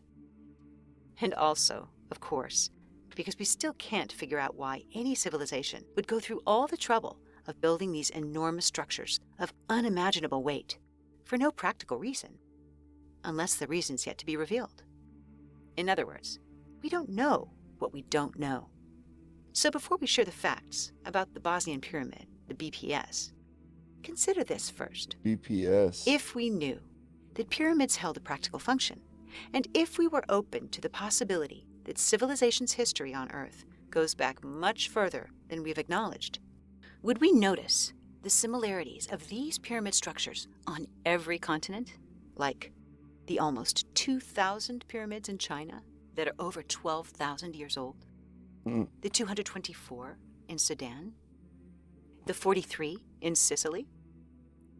The 3 in Palencia, Spain, where there are pictures of reptilian-like beings, and where one, tragically, was recently destroyed? Would we see the 104 in the Canary Islands? Wow. Or those in East Africa? or those in El Salvador and Honduras, including this one, where an interior temple reveals what appears to be Mayans and spaceships? Wow. Would we see Cambodia's? Would we notice the 100-meter-high pyramids in Indonesia? Wow. And would we see that in the United States of America, the 200 mounds in southern Illinois have all the criteria of ancient pyramids? Or how about this mysterious one in Antarctica? And we mustn't forget those underwater, off the coast of Japan, and off the coast of Florida. So, as you can see, every continent has evidence of these structures, and yet we're still telling ourselves that primitive people built these for their dead, and built them in ways we can't figure out. Could it be that there's more to this story than this accepted narrative about primitive civilizations? According to Samir and other archaeologists, these assumptions are not the true purpose of these world structures. New archaeological revelations, particularly the research from the Bosnian period of the Sun, suggests that pyramids were not mounds, tombs for pharaohs or their other leaders, but were built for other purposes tens of thousands of years ago, and that they were, in fact, complex energy machines. Most importantly, he says these energy machines do 4 things. They create energy fields that support healing. They improve the molecular structure of water and food. That they advance spiritual and mental abilities. And, most surprisingly of all, that they transmit and receive interstellar communication through the apex via scalar wave technology. This is a lot to take in, so keeping worldwide pyramids in mind, let's have a look at Bosnia now to see if it meets the criteria of an artificially engineered structure, or to see if it's just a massive hill and a cruel hoax. Any ancient monument that's not in the desert could be hard to discern if it's covered with foliage and soil over millennia. If you look at the Bosnian Pyramid of the Sun from the land, it's easy to see why the structure just looks like a hill. From a drone or a plane, however, the clarity of the shape becomes more obvious. You can also see the terrain if Google Maps didn't make it fuzzy and indistinguishable, which is interesting since other areas are so clear and distinct at the same distance. Does Google want to keep something mysterious? So what exactly distinguishes a pyramid from a hill or mountain? There are 10 scientific criteria that pyramids possess. We'll name each and compare how the Bosnian pyramid weighs in on those requirements. First, the most obvious quality of a pyramid is its shape and geometry. For most structures, this means 4-sided equilateral triangles. But pyramids do have other shapes. 3, 5, 6 sides, or even circular ones. As mentioned, BPS has 4 sides, angles of 60 degrees, and the south side has a causeway, which distracts from the perfection of those angles. Simply replace the green with the brown, and the shape of this so-called hill looks just like this. In 2006, Samir uncovered the foliage on the northeast corner to find exactly what he expected, 2 sides that met at an angle. Could nature do that? The second thing is side orientation to the cardinal points and alignment to true north. While the Pyramid of Giza holds an error to true north of 0 degrees in 2 minutes, the Bosnian Pyramid of the Sun holds an error of 0 degrees 0 minutes and 12 seconds, making it even more precisely aligned with true north than the Great Pyramid in Egypt. Still, we're asked to believe this is just a coincidence. The third is artificially constructed building materials. As mentioned, ancient structures become indistinguishable with overgrowth that buries whatever building materials are there. Take, for example, the 2 well-known pyramids in the Mexican Yucatan, in Coba and Calakmul, which appear to be hills in the midst of the jungle, except that the excavated side reveals the granite and sandstone. When excavations began for BPS, at roughly 3.5 feet of soil, large rectangular blocks were discovered, each weighing 7 tons and having 6 flat sides. These blocks were stacked neatly together with clay binding and showed evidence of perfect symmetrical formation and placement, even having unusual and unique patterns. They also have quartz crystal in them, a powerful energy conductor that we use today in almost everything. Samples of the material binding these enormous stones were sent to 7 separate international laboratories for examination, and each one determined separately of the others that rock, sand, water, and clay in the binding is a synthetic concrete called polymer concrete. This material is so strong and so durable that compared to today's concrete, the ancient polymer rates far superior in strength to what we presently use. It also has a surprisingly low water absorption rate of 1% versus our 3%, which would obviously contribute to withstanding weather over time. Skeptics claim the building blocks of the structure are just coincidental, natural formations. Some have even gone so far as to accuse Samir of shaping the hills, placing stones in ways to make it seem like it was engineered. So have a look at these terraces. Do they look like a natural formation to you, or something you could just throw together? The fourth element is artifacts. Excavations on or near the area have uncovered some unusual artifacts, like this giant round stone. No explanations known for how or when it was carved, but visitors spend time near them and find that ailments and pain is lifted and that they feel very relaxed. This rock, found on the Pyramid of the Dragon, appears to be a map of the 3 main pyramids. This small ceramic pyramid was ironically found near the structures at a site overseen by an archaeologist who petitioned to stop Samir's research. She insisted the find was not related to the nearby structure, so it was never reported to the local Visoko Museum. It supposedly went to Germany for research, but appears to have not been seen since then. This stone from the valley also seemed to show an astronomical map, but it's been revealed since that it appears to be a map not of stars, but of the structures themselves in their layout in the valley. Much of the rocks found do have carvings, and here's a compilation of those symbols that were carved into the rocks. This small head was found, and it's very unusual, as was this pigmented effigy, along with stones that appear to look like feet, all dating prehistorically. And those are just a few. Another quality is inner chambers. Everyone knows Giza has mysterious chambers at odd angles inside the structure. Not long ago, at Chichen Itza, an ancient access tunnel was discovered, which only local tribes knew of. It had been sealed for hundreds of years. True to form, geothermal analysis of the Bosnian Pyramid of the Sun reveals no less than 7 layers of passageways within it, which appear to wind in a spiral throughout the structure. Measured, these would stretch for miles and miles. As it continues to be excavated, in time, these will surely be known. A lesser-known characteristic of pyramids are the presence of surrounding tunnels. Oftentimes, these tunnel systems are undiscovered or simply not made public by authorities. Other pyramids, in Egypt and China, are known to have them, but the tunnels that were discovered and excavated near the BPS have already exceeded the distance measured by all other pyramids, making it the most extensive underground network around any pyramid known to man. The tunnel walls themselves are made of conglomerate, a natural combination of sand, rock, and pebbles, tightly compacted over thousands of years by water sources.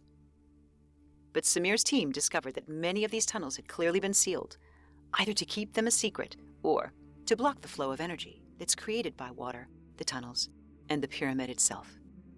When organic material from this debris was carbon dated, it revealed that these tunnels were sealed only 5,000 years ago. It was also discovered that the stone blocks used to make the pyramid were the same substance as the material removed from the tunnels, revealing that the creators of the tunnels also created the pyramid. And that precedes the 5,000-year mark. Further investigation in the tunnels found large blocks at precise distances of 10 feet apart, the largest one being 18,000 pounds, or 8 tons. One of the most fascinating things found in the sealed tunnels was a huge 8-ton smooth stone block, which appears to be strategically placed over flowing water. This rock had symbols carved onto it. Multiple analysis by the Institute of Atomic Physics revealed that this large block is an artificially constructed material, again, a synthetic ceramic made over 35,000 years ago. Investigations discovered that it was in two pieces, a lid sealed over a supportive base, and georadar analysis revealed that the center was carved out and held some kind of mineral that was different from the ceramic, likely a quartz crystal, given the powerful electromagnetic conductivity of this object.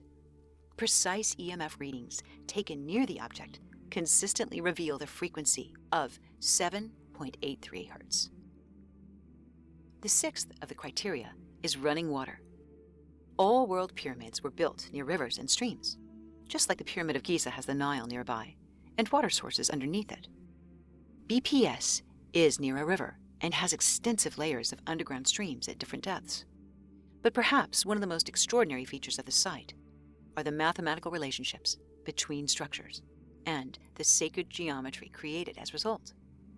Sacred geometry is the geometrical patterns and the mathematical laws in nature, from the most minuscule particles to the greater cosmos, upon which all creation is founded, thus making mathematics and geometry a universal language. These principles convey the interconnectedness of all nature, reminding us that we have a relationship to the whole of creation. These patterns include pi and the golden mean, and are often cryptically woven into the works of great artists and structural engineers. They are, in fact, an elevated expression of wisdom. When you connect the apex of the Bosnian Pyramid of the Sun with the Bosnian Pyramid of the Moon and the Pyramid of the Dragon, it creates an equilateral triangle. Then, within it, if you connect two other structures with the tunnel entrance, it creates a second triangle.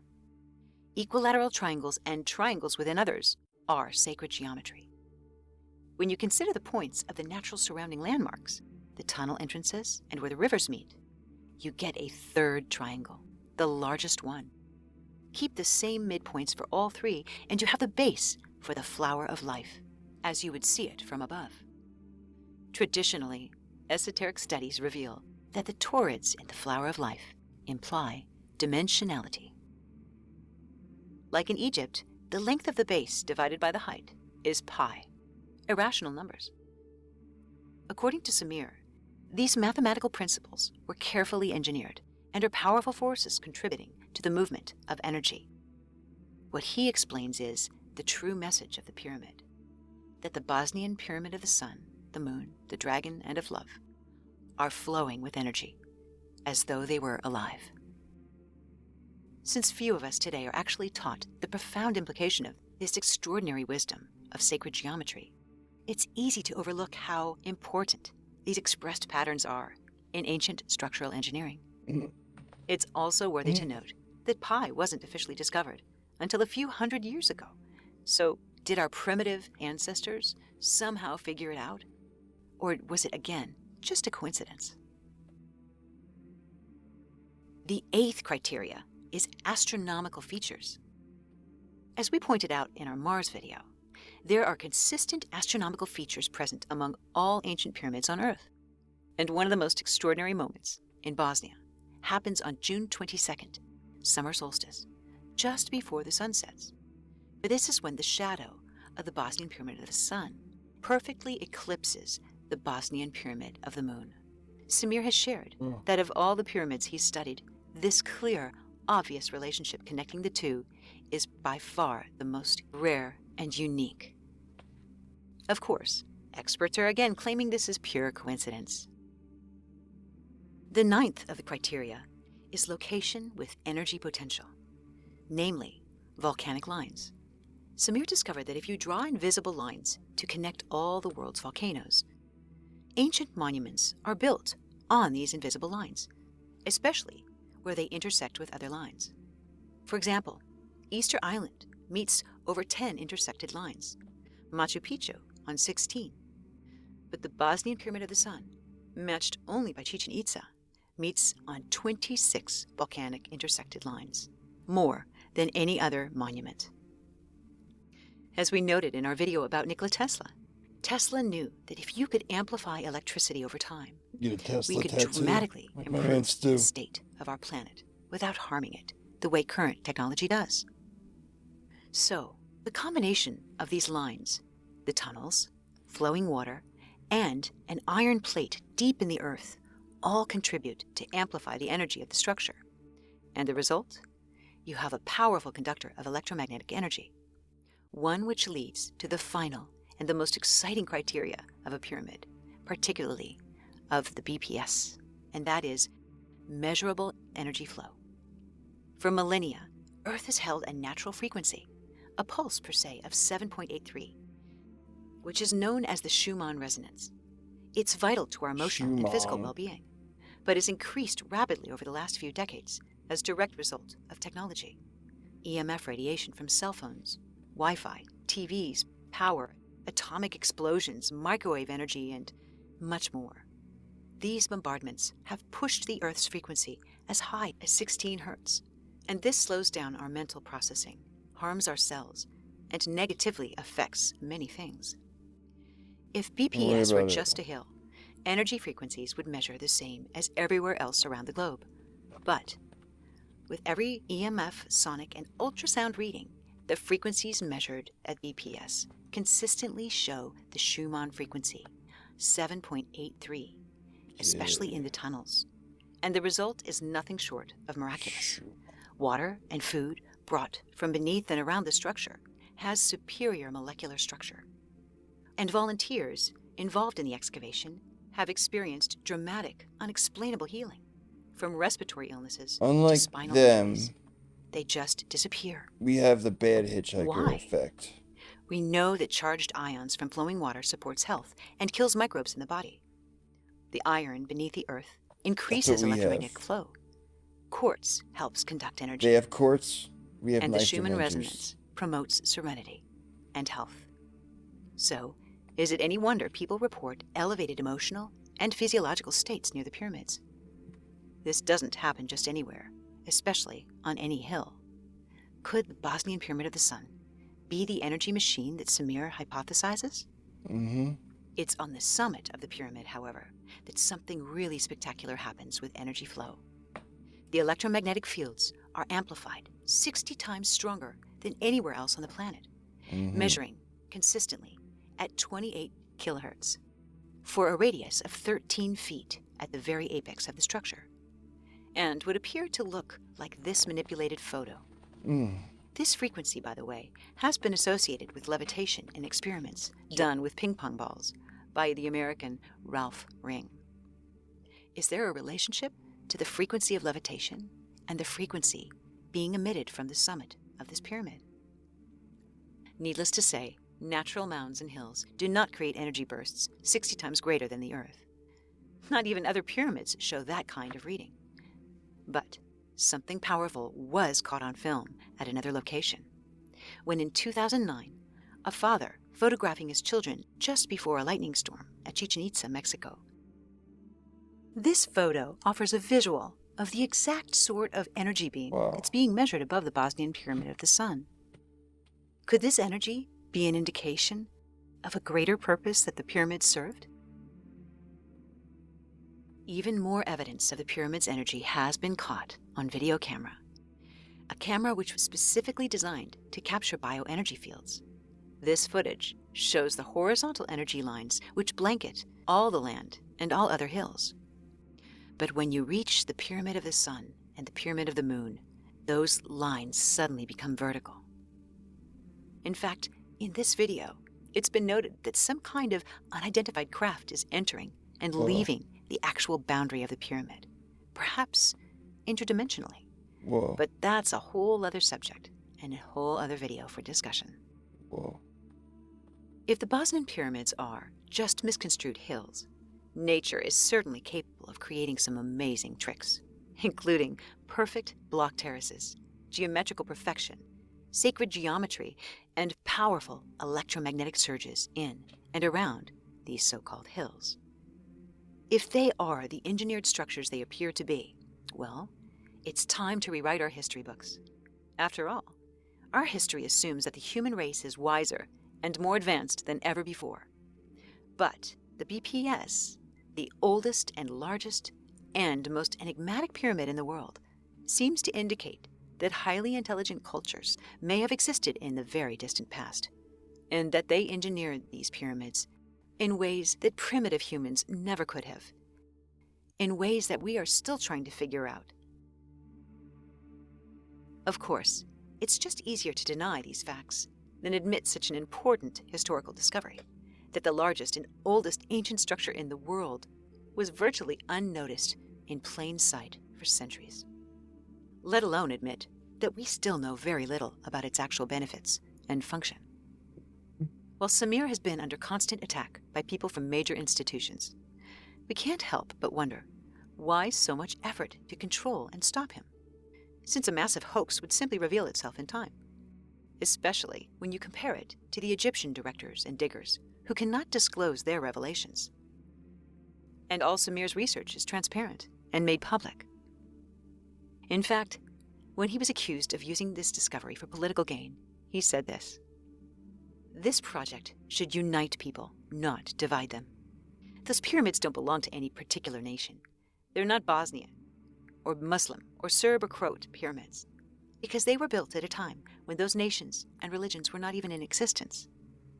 He said, although tens of thousands of pyramids have been discovered across the planet, none has the construction quality or can date back as far as the ones in Bosnia. Bosnia is the original pyramid, the oldest and largest ever constructed. It's an exact 0-degree north orientation and is potentially the key to releasing information about ancient technology that can free the world of its dependence on fossil fuel, along with offering the possibility of finding astounding medical breakthroughs in the scientific community. He concludes, they've been there for tens of thousands of years and are going to remain for thousands more. Why not use this short time to discover, learn, grow, and find what they have to offer us? Thank you for watching. Please hit like if you enjoyed this video. We hope you'll subscribe, and if you'd like to be notified of future releases, just hit the bell button.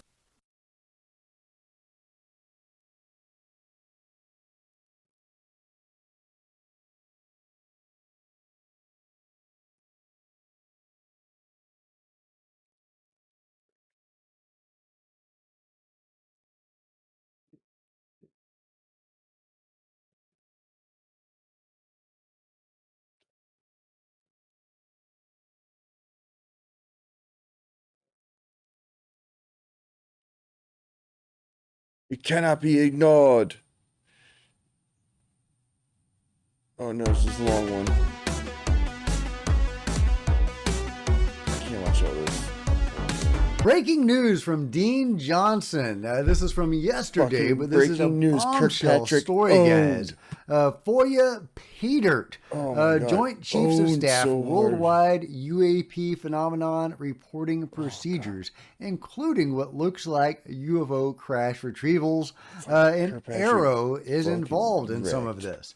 A really juicy story. So let's talk about that and a whole lot else. It's time for another UFO News Roundup. So get in here. This is Jack with Cosmic Road. I talk about Yeah, we UFOs got and the it. paranormal. Please hit like and subscribe and let me know what you think in the comments God, he below. wishes he was Okay, Kirk. here we go from Douglas Dean Johnson.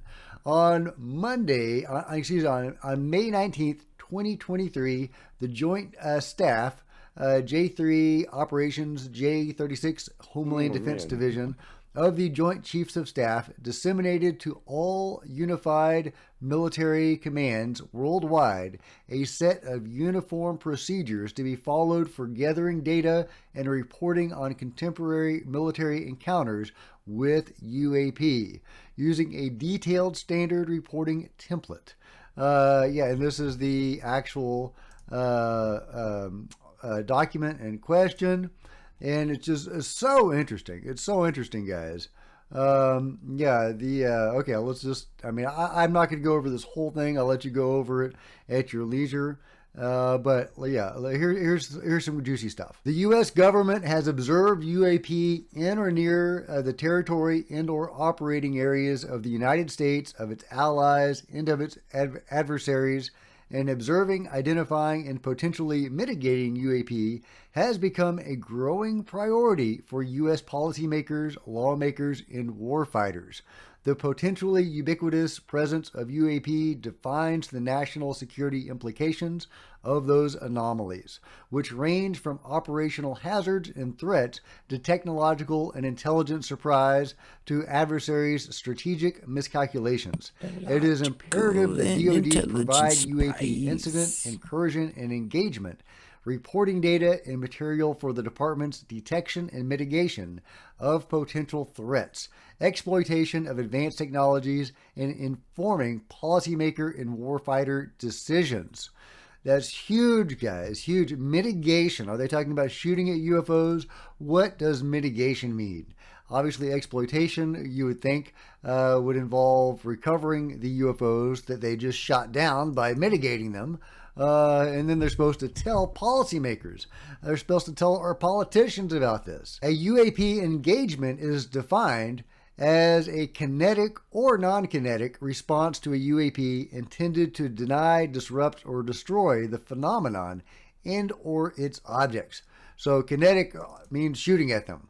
So, yeah, an engagement is defined as shooting at them or not shooting at them. The ultimate nexus of collection and analysis of these reports is AARO.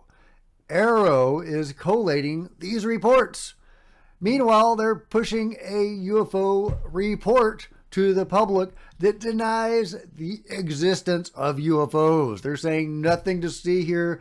All UFOs can be explained, even the ones that we haven't explained yet. If we had better sensor data, we could explain them and they would have a mundane cause. There are no such things as UFOs. That's what the AARO report says. Meanwhile, they are collating all of these reports of shooting down UFOs and recovering material. It's so crazy, guys. It's so crazy. Anyway, yeah, also about AARO. AARO will coordinate the handling of any UAP objects and material of incidents, intrusions, and engagements, but recovery and transfer of identifiable non-anomalous items of foreign origin continue to be managed by the DoD. So that means AARO gets all the anomalous stuff. Am I reading that right? Am I reading that right, guys? So AARO is actively engaged in UFO crash retrievals and reverse engineering. Is that why there are members or former members of the UFO control group as part of a secret advisory board to AARO? Oh my God, guys, this is huge. This is huge. Anyway, it's a long article. I will let you read the full thing at your leisure, but this is great reporting from Dean Johnson. This Foya Paydirt. Foya Paydirt, guys. This is massive. I love it. Meanwhile, people have been digging into that AARO report. This is from Joey Is Not My Name, just quoting from AARO. And talking about Michael Herrera. This seems to be the Michael Herrera portion of the AARO report. An interviewee who is a former U.S. service member said that in 2009, while participating in a humanitarian and security mission in a foreign country, Indonesia, he encountered U.S. Special Forces loading containers onto a large extraterrestrial spacecraft. So that's a lie from AARO. It's either gross incompetence or a lie. And I don't accuse AARO of gross incompetence. I accuse them of lying their asses off. But yeah, Mike Herrera never said U.S. Special Forces.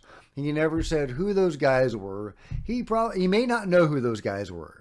I don't know if now that he's had later information given to him, that maybe now he has a better idea. But, you know, he has not said who those guys were. And it doesn't appear to be U.S. Special Forces. At least they weren't marked. My guess is the Department of Energy, because that's who Jonathan Wygant, Lance Corporal Jonathan Wygant, was seeing some years ago. So they seem to have upped their game a little bit, and now they don't wear insignia. So you know, my guess is Department of Energy, possibly some sort of mercenary group, but you know, we don't know. I mean, it could have been Special Forces, but they weren't marked. So that's a lie from AARO. Also, Mike has been very explicit in saying it was not an extraterrestrial spacecraft. It was a man-made and man-operated, spacecraft. It was a spacecraft, but it was not an extraterrestrial vehicle. So these are two more lies from Arrow. Kona Blue Coffee. The best blends are kept secret, says the lovely Dr. Sean Kirkpatrick. Meanwhile, Dr. Jim Segala has done a 3-year study on UAP, and he's got some amazing results, guys. This is really incredible stuff. I haven't watched this full video yet. I need to get on that. But what I'm seeing so far is just mind-blowing, because he's able to predict when UAP encounters are going to take place. Over the past 3 years, our study has grown to include an extensive collection of enthusiastic participants from the Uinta Basin. Yeah, this is centered around Skinwalker Ranch, as well as other areas of the USA where strange phenomenon is known to occur. Over 3.5 terabytes of data has been recorded by scientific instruments in the Uinta Basin alone. Over 600 documented interactions with the phenomenon has been conducted or documented by our participants that correlations to environmental readings taken using collaborated scientific instrumentation. 4 high-capacity servers are now online collecting the data for the study. Statistical accuracy predicting the occurrence of an interaction has grown to over 4.8 sigma. I don't know what a sigma is. You guys let me know. And they're continuing to study this and add participants of their study. This is just really amazing stuff, guys. You can predict UAP encounters. And that's what I've shared with you before. There have been people that can video UFOs and interact with UFOs, even kind of summon UFOs.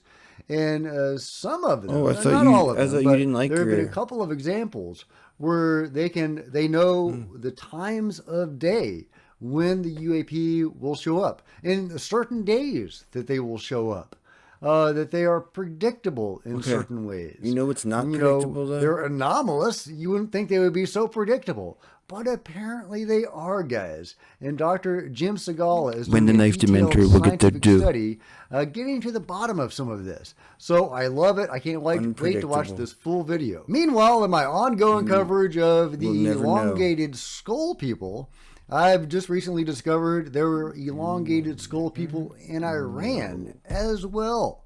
Check this out. Grave of ancient elongated skulls discovered in Iran. A cache of strange elongated skulls has been unearthed in the Zora Plain in southwest Iran at an archaeological site known as Tol-e Chega Sofla. I said that right. You know I said that right. Archaeologist Abbas Moghadam. Oh my God, these names. I give up.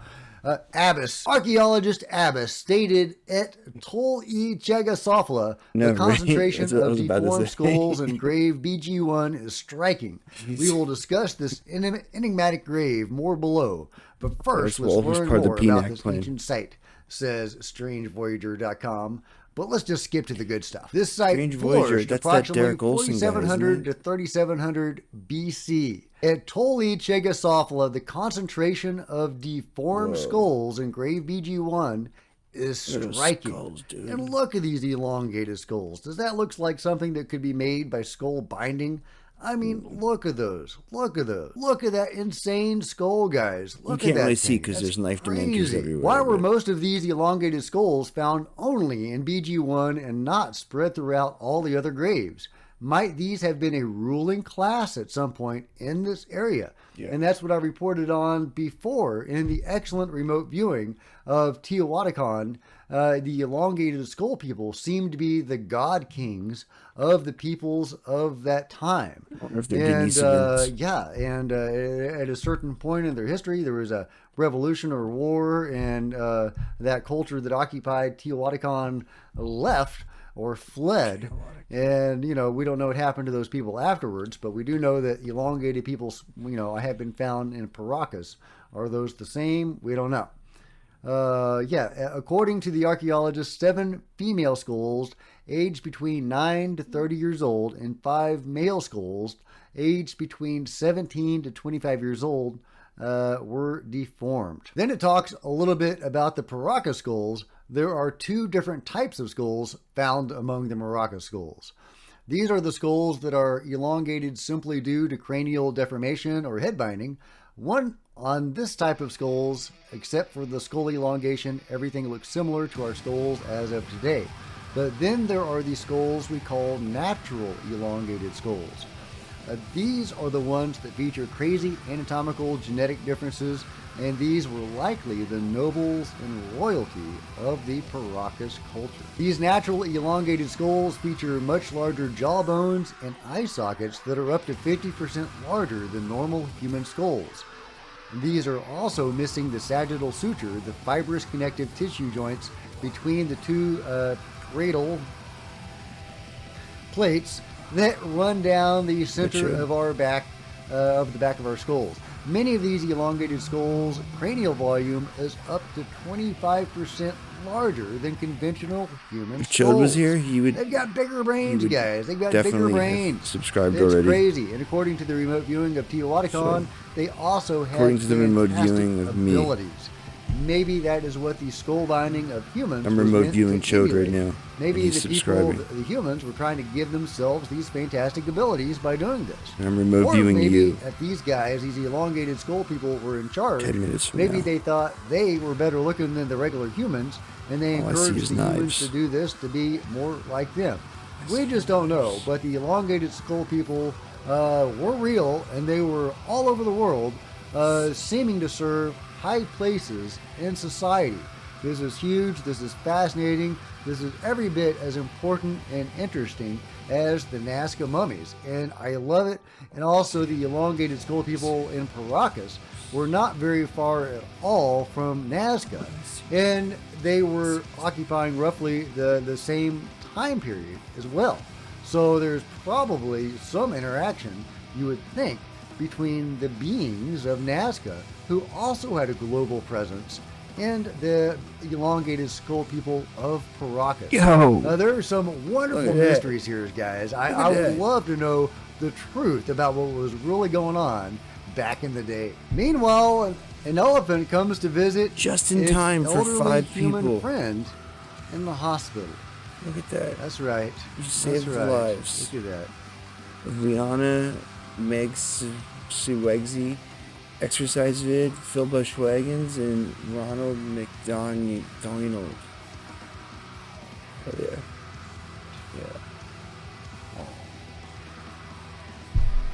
I've got some allergies, guys. Got some allergies, guys. Oh, come on, look at that. Who wouldn't have allergies? Meanwhile, on the Jeff Mara podcast, this alien contactee says that he was shown by the beings when they made a deal with his higher self in some sort of pre-life contract that he will work with them during this life. He goes on to talk at great length about the aliens' involvement in humanity and what the gray alien agenda is, and also how they interact with beings on the other side. Did you say It's fake? really What did you interesting.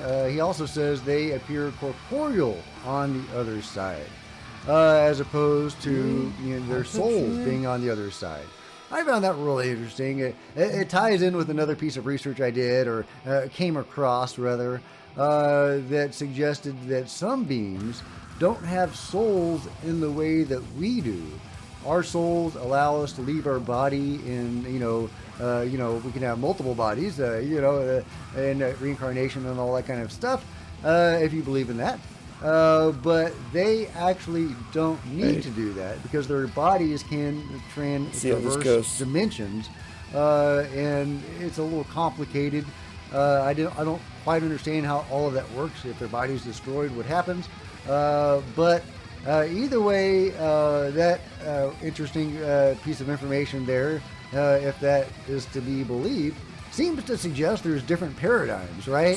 That we, our souls operate by one paradigm, but maybe some of the beings operate by different paradigms. I thought that was interesting because it kind of dovetailed with this gentleman's information.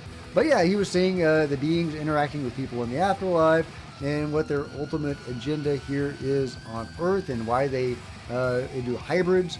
They hybridize people in part to colonize other star systems, which also goes well with the hypnotic regression Barry Littleton did. And I shared with you that the other day. That's the information they were given the abductees about why their genetic tissue is being taken was to populate other star systems. But this gentleman also talks about the hybrids here on Earth and that they are basically meant to replace us. I have really good cookies.